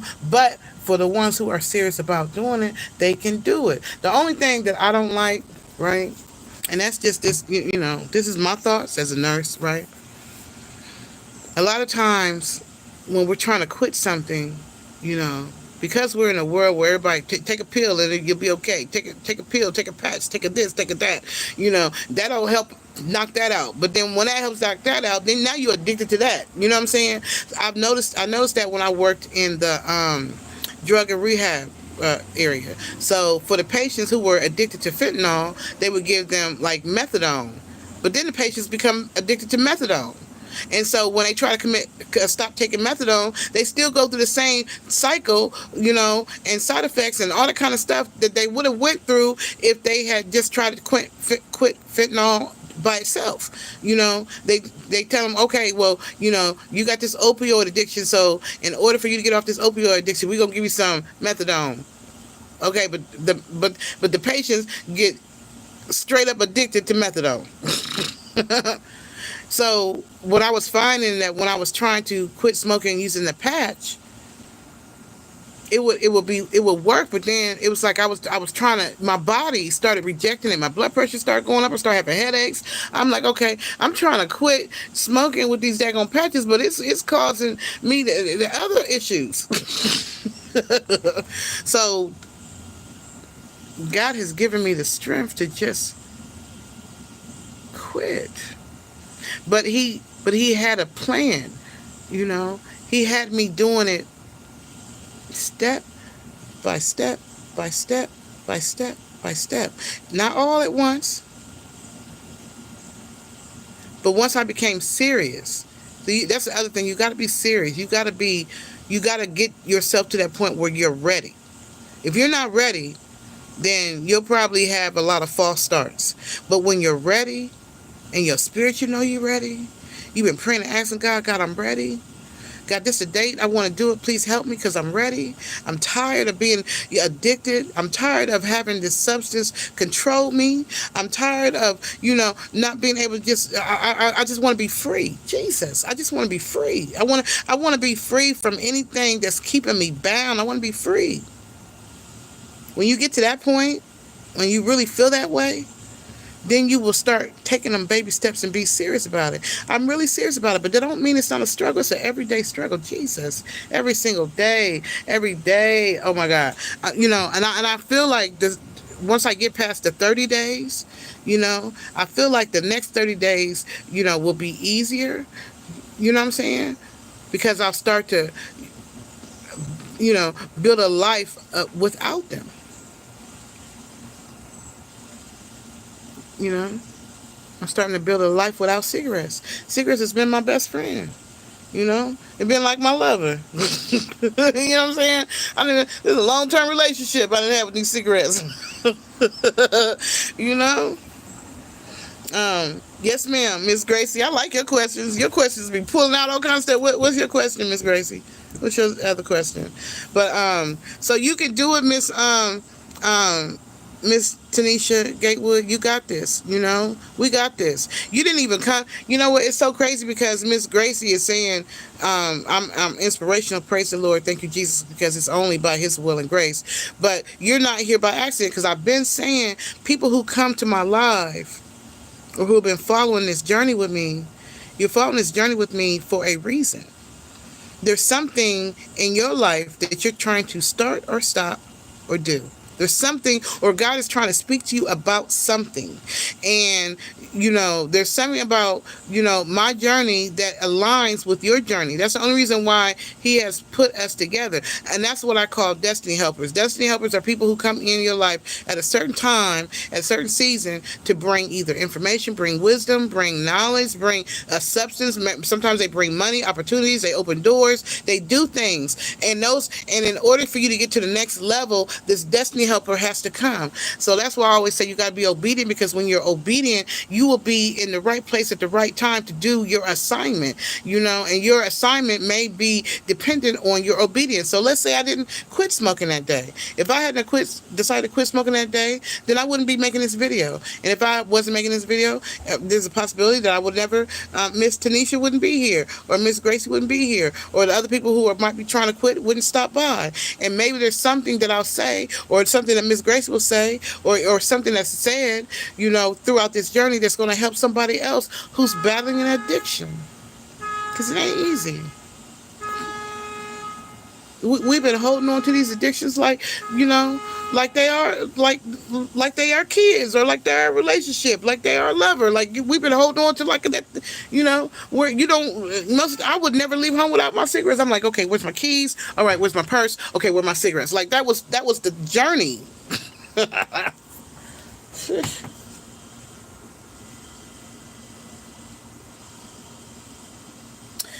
Okay, so Miss Gracie said, do you think if your children read your journals that it will help them understand you and help them frame out a way to map their own healing? So I don't know, because my son, my kid, two of my kids read my book, right? So they know like the trauma that I came from, and they read that book. When we were in a domestic violence shelter, we did go through counseling sessions.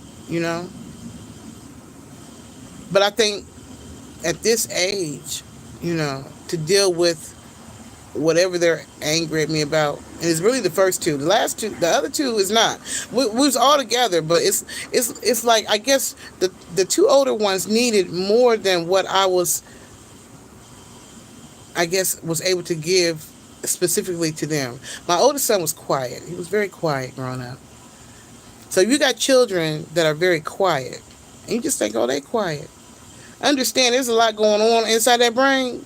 They just not speaking it, or they haven't felt the time to speak it.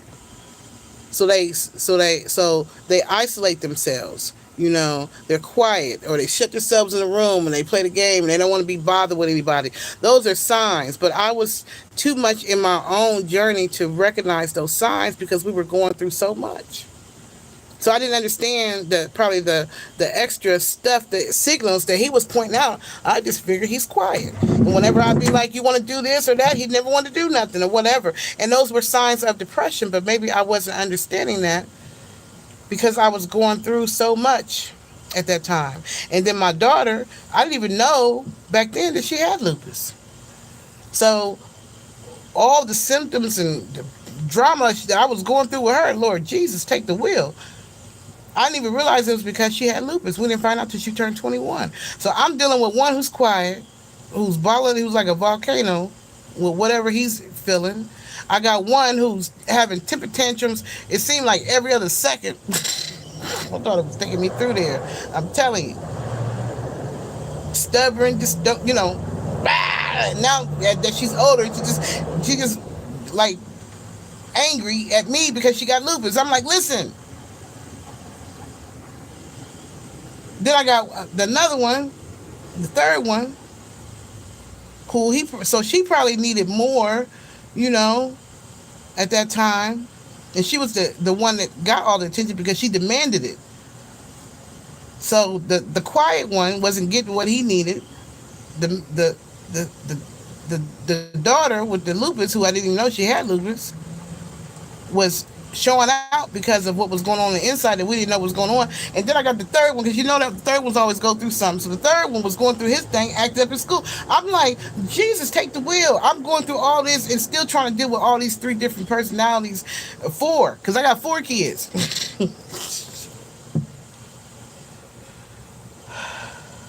So when they get older,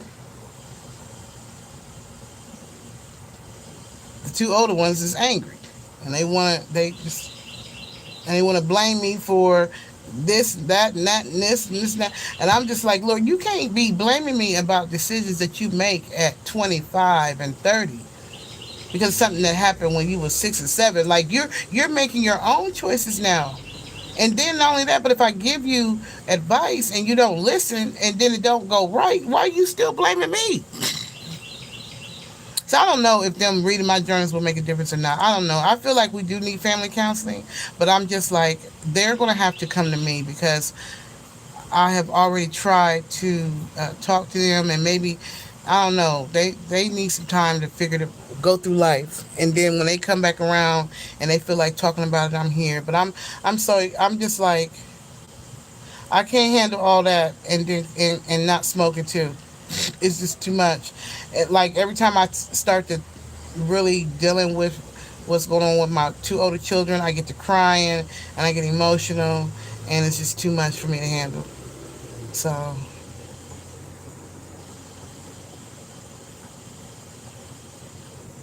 mm. Miss Gracie, so I saw you randomly. We may never meet again, but I brought a song, a book, and an answer to yes, people are here waiting for your consistent live streams. Sometimes, as a parent, all we can do is pray, like the book, The Power of a Praying Mother. I appreciate that, and I hope that you do stop back by, Miss Gracie, because you have definitely look. I was not planning on being on here an hour and 43 minutes. That was not the plan. I did not plan that. So you actually brought out more of me than I was planning on releasing. For sure. I was not planning on talking about all that. I definitely wasn't planning on getting into my kids all like that. I wasn't. I just was coming on here because I was irritated. And I'm finding that when I do my little lives, it helps to take me out of that irritation, and it switches my mind so I don't be thinking about no cigarettes. That was really what this was all about initially. But God always has a plan. So thank you for being my destiny helper today, Miss Gracie. Thank you for being there, Miss Gatewood. You also, I see you as a destiny helper, and anyone who is here, I see there's 3 likes on there, so there got to be somebody else up there who stopped by who just touched them. So I thank y'all. You know. Um, and all I can say is, share this video with somebody, because there might be somebody who's trying to quit smoking. It might be somebody who's going through stuff with their kids. It might be somebody who just needs encouragement, you know. And I know that I go through videos all the time, and I look for videos to encourage my soul. It probably, I doubt very many people is going to look at a whole hour and 45 minutes. But if you are here for an hour and 45 minutes, that means that there is something that is being said that you're supposed to hear. So I ask that you share it with somebody, because you sharing it may be just a destiny helper type movement or action that somebody else needs, because somebody else is trying to quit an addiction, somebody else is trying to let go of alcohol or cigarettes or fentanyl or marijuana or cocaine or food or pornography or whatever the addiction is. I don't know, because people got different addictions, right? And you never know what their struggle is, and sometimes they just need to know that they ain't going through it by themselves. Or you might got somebody who's struggling with their adult kids, you know what I'm saying, and they need to know that they're not the only ones who's going out there going through stuff with their adult children, because their adult children are angry at them because of whatever the reason is, whatever, whatever. So, um, yeah. Well, thank I appreciate you. And the other book is the book, The Power of a Praying Mother. You see what I'm saying? This is what God got me. That's why I'm into this right here. I'll look for that one too. The Power of a Praying Mother. Because let me tell you something. There's something about the power of a praying mother. In spite of everything, I know that I have made it this far because I had a praying grandmother. My mother prayed too, I'm sure, but my grandmother, you know, um, when I did that movie, This Can't Be Love, and you can look it up. It's called This Can't Be Love. Um, my grandmother saved me. My grandmother saved me. She saved me. My grandmother, when that childhood situation in the movie was real. It was real. My stepmother had been telling me for months that I wasn't getting up for Christmas. I was like 8 years old, something like that. You know, the scar, the abuse that I talk about, I still have the scars. I still, yeah, the scars. You probably can't see them as much now. Can't see them as much now, but the scars I talk about in the book are real. I still got them. Like they ain't went nowhere. Christmas morning, I remember my father coming in. He had been gone, whatever. He was drunk. My father loved me. He just was in his addiction, you know. And in his addiction, he would leave me with his wife, who was not my mother. And so she didn't know how to handle him out there in the streets doing whatever. So she took her anger out on his child, which was me. I understand this now, right? So that Christmas morning, that's why I guess I always hold Christmas special in my heart. Because that Christmas morning, my father came in. He had been gone, whatever. And he was like, "What's Santa get you for Christmas?" I'm just like, "You must not got the memo." I was not getting nothing for Christmas, you know. And it hurt him because, like I said, my father loved me. He just was in his addiction. So he got upset because his wife didn't buy me any gifts for Christmas. And he basically took me to my grandmother.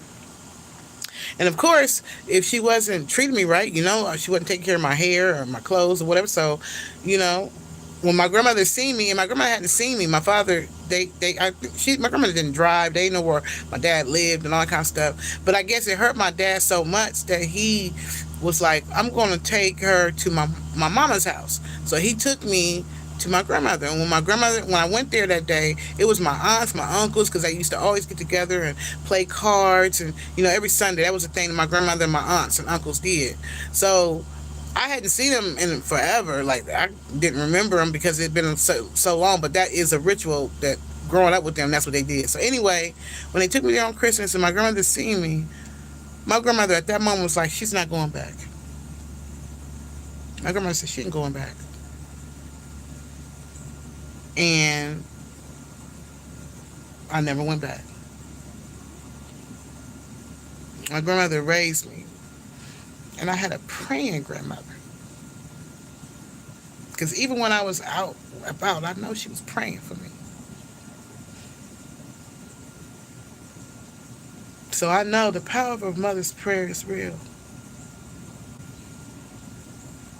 And the coolest, I feel like, even with that book, you know, honor your mother and your father so your days on earth will be long. During the period of time that I was angry at my dad, like really angry, I feel like that's when I was going through my worst trials and tribulations growing up, once I became an adult, because I was angry for some years. But once I wrote that book, and it's like God humbled me. And then I ended up being the child that had to take care of him in his older years. And at first I didn't want that responsibility because, I still probably had maybe I had suppressed anger, you know. But it got to the point where I was the only one that really was, none of his other children, was there for him, because that's what happens when you don't treat your children right when they're young. When they get older, they ain't gonna be there for you when you need them. But God basically put me in charge of taking care of him. And during that period of time, I forgave him. And when he died, I cried so hard. Because I feel like I spent all that time, you know, being angry. And even though the last 13 years of his life, I was able to be there and I was able to take care of him and all kind of stuff. But I think about the years that I was angry.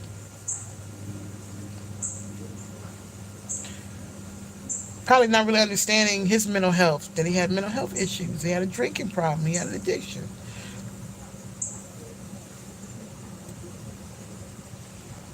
And he wasn't even, and then she just was reacting off of, because she was married to a man that she loved, who was sleeping around with everybody and making kids and not coming home and all that kind of stuff. So her mental health probably wouldn't let her, he probably had her mind not right. And so she took that anger out on me. But I have forgiven them. I forgive my stepmother. I forgive my father. I miss him. Mm. I sang at his funeral.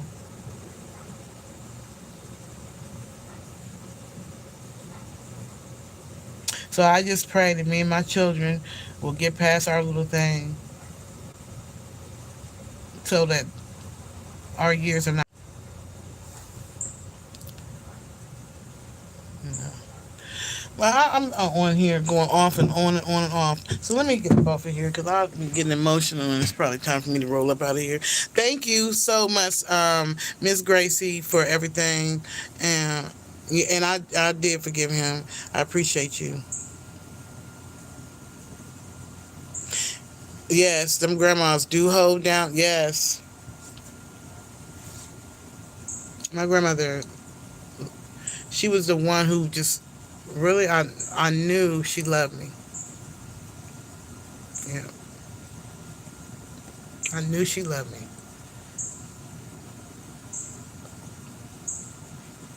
So the movie portrays, my relationship with her.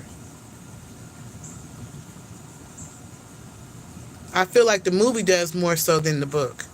Because in the book, I was just writing and a lot of the book it's the same as the movie, but it's a little bit different. But I was more angry, I think, throughout the book, just writing my thoughts, my feelings. But by the time I got to the end of writing the book, I was like, God was taking me through stages of my emotions to the point where by the time I got to the end, I was forgiven. And what's crazy, let me tell you what's crazy.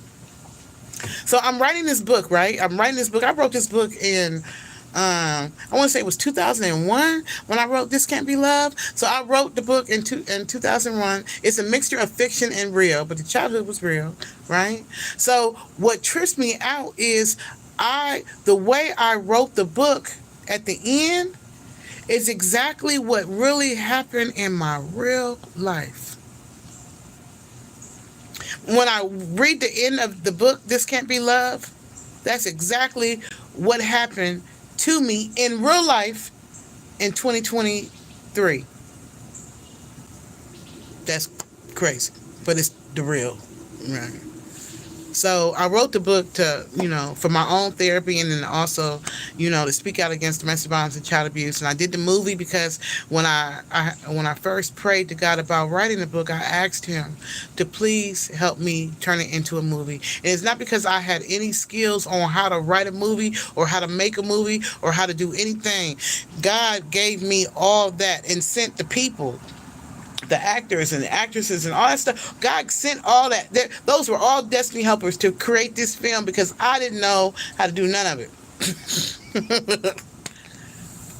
And so now it's online. I think about over 100,000 people have watched it, and it's like got lots of comments and stuff, and people have been talking about how it helped them and stuff. So I said, glory to God. He used it. It took me 10 years to complete that project. It took 10 years from the beginning of the filming until the end, because I didn't have a traditional um, financer or investor, and I was learning. There was times I was living in Chicago. I had to ride a Greyhound to Atlanta to film, and it was just like a long process. It took 10 years, but God honored, because I always believed that He would not have given me, the desire to write that book if He wasn't, and to say that prayer about making the movie if He wasn't going to make it happen. I just kept that faith. I kept my faith, even though I didn't have any training in how to do a movie. I didn't know how to write books. I'm not a songwriter. I don't know, everything. I just go by the flow. I just pray, and I'm like, God, guide me through the process, and that's what He's been doing. So that movie is faith, y'all. That movie is faith all day long. That movie is not because somebody went to some kind of big school and some investor person gave me money and all that. I was paying for the scene by scene by scene. I would look for my cameraman on what is it? Some of the, what they call it, like the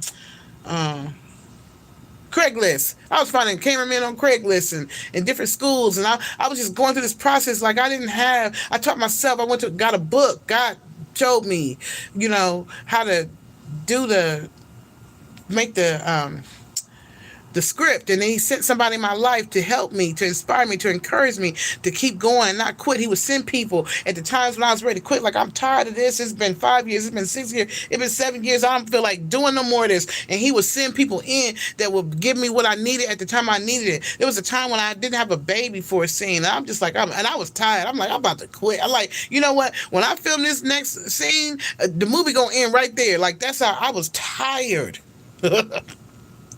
And I didn't have a baby for the scene. I've been looking for a baby for the whole daggone film. But the Lord let me know that He was going to bless me. So I remember that I was in Chicago, and I know I'm going long and long, y'all. I'm about to leave it alone. It's called This Can't Be Love. It's called This Can't Be Love. I'm sorry I can't type it because I'm out here on my phone. But it's called This Can't Be Love. So I'm literally in Chicago, right? I'm frustrated. I'm about ready to quit. I'm tired. I'm drained, emotionally drained. I've been filming this movie at this point. It's been 7 years. I can't. I'm freaking. And so I remember it was midnight, and I'm just like, this next scene, I'm supposed to have a baby. I don't even got a baby. I don't got no infant. I don't know what I'm going to do. I don't know how I'm going to do. So I was talking to my friend, one of the young ladies that's been in this movie with me, and God actually placed her as a destiny helper to keep inspiring me, encouraging me to keep going on the times I wanted to quit. So this particular night, we had finished talking, and I got this email. It was like midnight, and the email was talking about these two men that God had given an assignment. God had told them to build a wall. I don't even remember what scripture it was. I don't remember where, but I remember the story. And they was like, God had told them to build a wall. And they were like, well, where we gonna get the resources to build this wall? And then God said, the people gonna bring it. And so that's exactly what happened with the movie This Can't Be Love. The people brought everything. I didn't have the money. I didn't have the resources. I didn't have the wisdom. I didn't have the knowledge. God did that. Everything. He sent me me to Chicago to learn how to write a script. He sent me to Chicago to learn how to edit a movie. He sent me to Chicago to meet key people that I needed for this project. And then once I had what I needed from Chicago, he sent me back to Atlanta to finish what I started. Like, God, oh Jesus, it took 10 years. So anyway, on this particular day, I got to fly out, and I see that, and it's like, well, and the people, and the two men was like, where we gonna get the stuff from? They said the people gonna bring it. So that's exactly what happened. The people brought what they needed, and they was able to build the wall. That made me feel good. So that night I go to sleep, and in this sleep, I'm dreaming that I'm in this car and I'm pregnant, right? And I'm just like, I don't know who I'm driving with. I don't know who's driving me, right? But I'm in this car and I'm pregnant, and I'm just like, y'all gotta get me to the hospital because I'm about to deliver this baby. I promise you, this is the night before I was supposed to fly back to Atlanta to film. And they was just like, and in the dream, I'm just like, I'm pregnant. I could feel the labor pains. I'm like, I'm pregnant. Y'all got here, get me to the hospital. And they was going the wrong. It was going up, down, round. They was going everywhere but the hospital. And I'm just like, y'all got to take me to the hospital. So in the dream, the person or whoever it was finally took me to the hospital, and I was able to deliver the baby. So when I delivered the baby, I carried the baby in my hand, and I go up to a mirror. This is all the dream, right? I go into the mirror, I look in the mirror, I'm holding this baby, and the baby is a pretty little baby, right? And I'm just like, the baby's smiling. How about I go to, so I wake up, I'm like, okay, I know that dream meant something. I know that, because like I said, at that moment, I was ready to quit.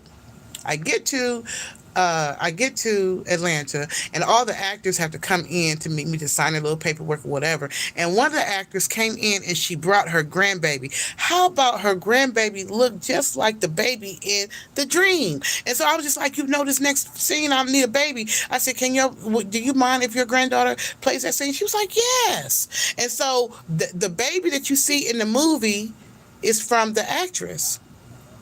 But the baby I'm telling you, that was the baby I seen in that dream. You ain't gonna tell me.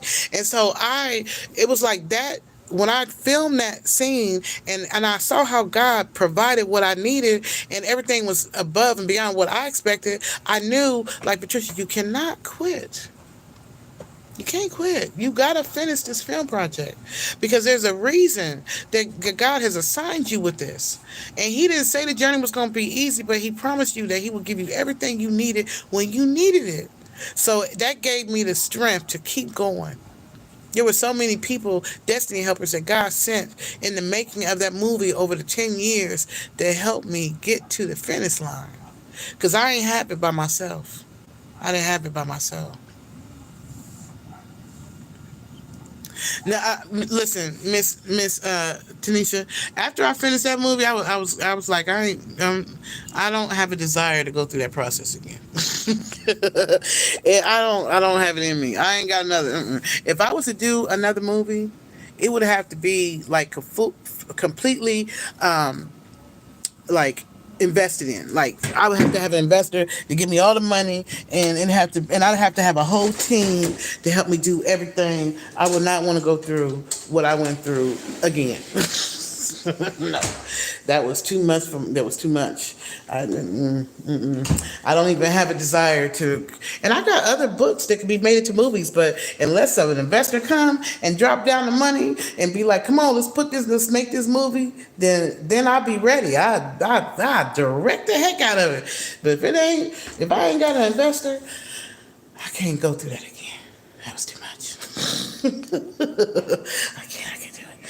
So anyway, but all right. So I guess I've been up here long enough. I appreciate y'all for hanging out here with me.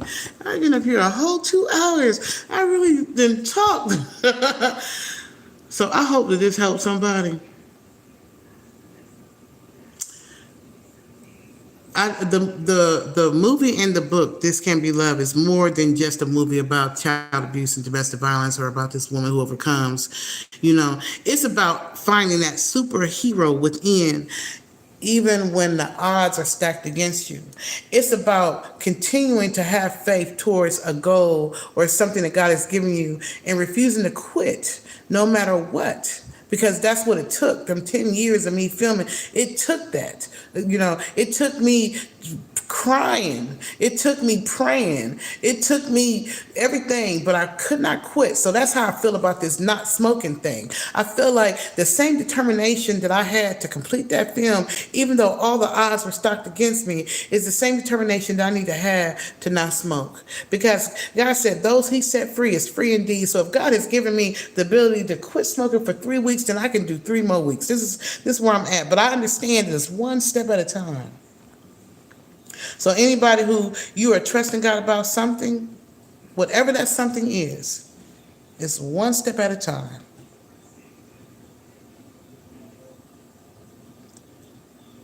Yes. Let me tell you something, Miss Tanisha. That wasn't nothing but God. There, when I say I did not have the skills, I'm a nurse by trade. I do nursing. I've been doing nursing for, 30 years. I wasn't in entertainment. The movie is what brought me, no, I can't even say it. The books is what brought me into entertainment. The books was turned into films. And then in the process of that, when God sent me to Chicago, he started having me sing. And I had started singing and I had stopped for like 11 years. But when I moved to Chicago, God had me start back singing. And so, the song Superwoman that I did with Mr. Hankey. I met Mr. Hankey while I was in Chicago. It was a journey. And at any point, if I'd have quit, the ingredients that I needed wouldn't have been there. And then people wouldn't have been able to receive what they needed to receive from the movie, because it's not just about domestic violence and child abuse. It's about faith, and it's about trusting God for what appears to be impossible. It's about finishing, not being a quitter. Don't quit. If you want something, keep going. He didn't say it was going to be easy. Mr. Nisha, you've been hanging with me. You've been rocking with me. You and Miss Gracie. Y'all done made me feel good. But I ain't going to hold them no more y'all night, because it's Sunday. Listen, everybody need to go home and chill, be with their family, kick it. Y'all need to be online with me. I appreciate you. I appreciate y'all. And I hope to see y'all the next time I go live. Y'all make this enjoyable for me. I really enjoy it. So let me just show you the movie real quick so you can see it. It's on. Let me just show you before I end this live, just so you'll see where it's at. Hold on. I gotta sign in. Hold on. Okay, so let me go to the let me go over here to let me go over here to my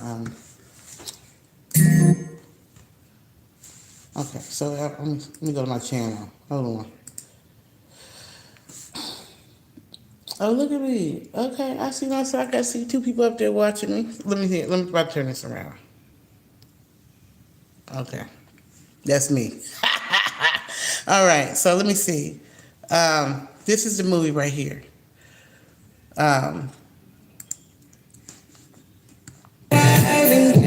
So this is the film. It's called This Can't Be Love, right? And if you go to Amazon, if you ever are curious about the book, Amazon or something else. I wonder if I can find it quicker. If I just put like this, can't. Oh, I probably have it in the thing. Hold on, I'm doing the most. Let me see. Oh, here you go. Right. Okay. Right here. I think right here. Okay, so this is a book. This looks like it's a, what do you call it? What do they call it?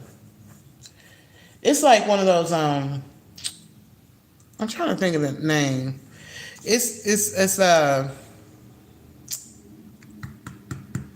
like the little sexual type books, but my books always come with a plot. There's always a plot and a reason for all my books. So for this one right here, it's called Swingers, right? But it's about this lady who she's trying to do whatever she can do to save her marriage, right? And it takes her on a journey that she don't expect. So there's a lot of twists and turns to this. That's a deep one. I did that with that's a deep one. This is the one I did. God gave me this book in a dream, the symbol, and He gave me this drink. He gave me this right before 2020. He gave me the book in 2012 because I had a dream. This lady prophesied to me and told me that God was going to give me a book in a dream, and it was a pastor. And then, like, probably about a month after she said it, I had the dream, and this was the dream. But I didn't understand. I didn't really know, like, because it was not what I usually write, and so I didn't release it for 7 years. But then in 2019, God told me to release it, and when I did, it was like it was so crazy because come October of January of 2020, the whole world shut down. So I feel like this was a warning that God was sending through me, through my dreams, is deep. And so this right here, that's the second book in the thing. This is one of my books too. It's called Are You Ready to Open Your Gifts from God? But this is the book right here. This is the original. This ain't the original cover, but this is the book, right? And it's on Amazon. Yes, ma'am, I am on YouTube. So, and this is the movie to that book. This is what that movie is. And this, you see, I put out, God had me put this out 2020. I'm telling you, it took 10 years. 10 years, y'all. 10 years. Let me see if I got a trailer to it. So let me see. I'll play the trailer. This Can't Be Love trailer. Oh, hold on. This Can't Be Love trailer. Trailer. Let me put my name in here. They make you have to search up your name and everything. It just don't pop up easy. So let me see. Okay, so here's the trailer to the movie. Can you hear it? I probably should have kept it. I'm just going to ask you a few questions. And I want you to be honest with me, okay? Okay. I want you to tell me about the abuse that you've been experiencing with your stepmother and father.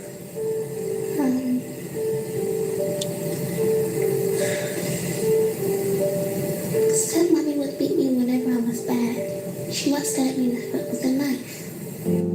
I just want to know, what did I ever do to make you hate me so much? I don't hate you. I love you like a dog. Why she come back like she ain't been taking care of her? I'm like, nothing is wrong with Whatever, something's wrong with you. It has taken me a long time to get over the abuse. But by God's grace, I realized that I have to forgive you.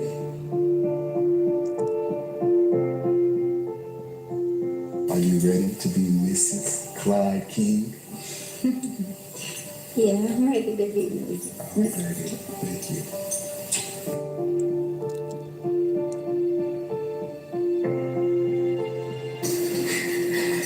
You better ever let another man put his hands on you. No. You say you would not. No, you say you would not. No, please. Ever let another man put his hands on you.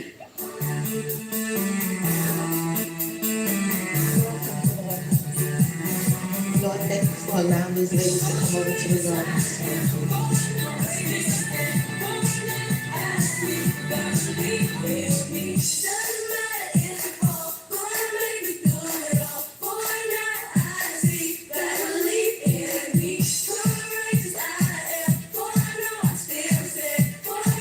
I'm telling you, prayer does work. That was the original cover, and then I redid the cover. So that's the trailer, but the movie is on there. That took, yeah, it took 10 years, 10 long years. Jesus, 10 long years. Yeah. So anyway, that was. I just wanted to show you that. But I will look up that other book of Praying Mother, Miss Gracie. And yes, it was labor of love. It wasn't nothing but the Lord. It wasn't by my strength.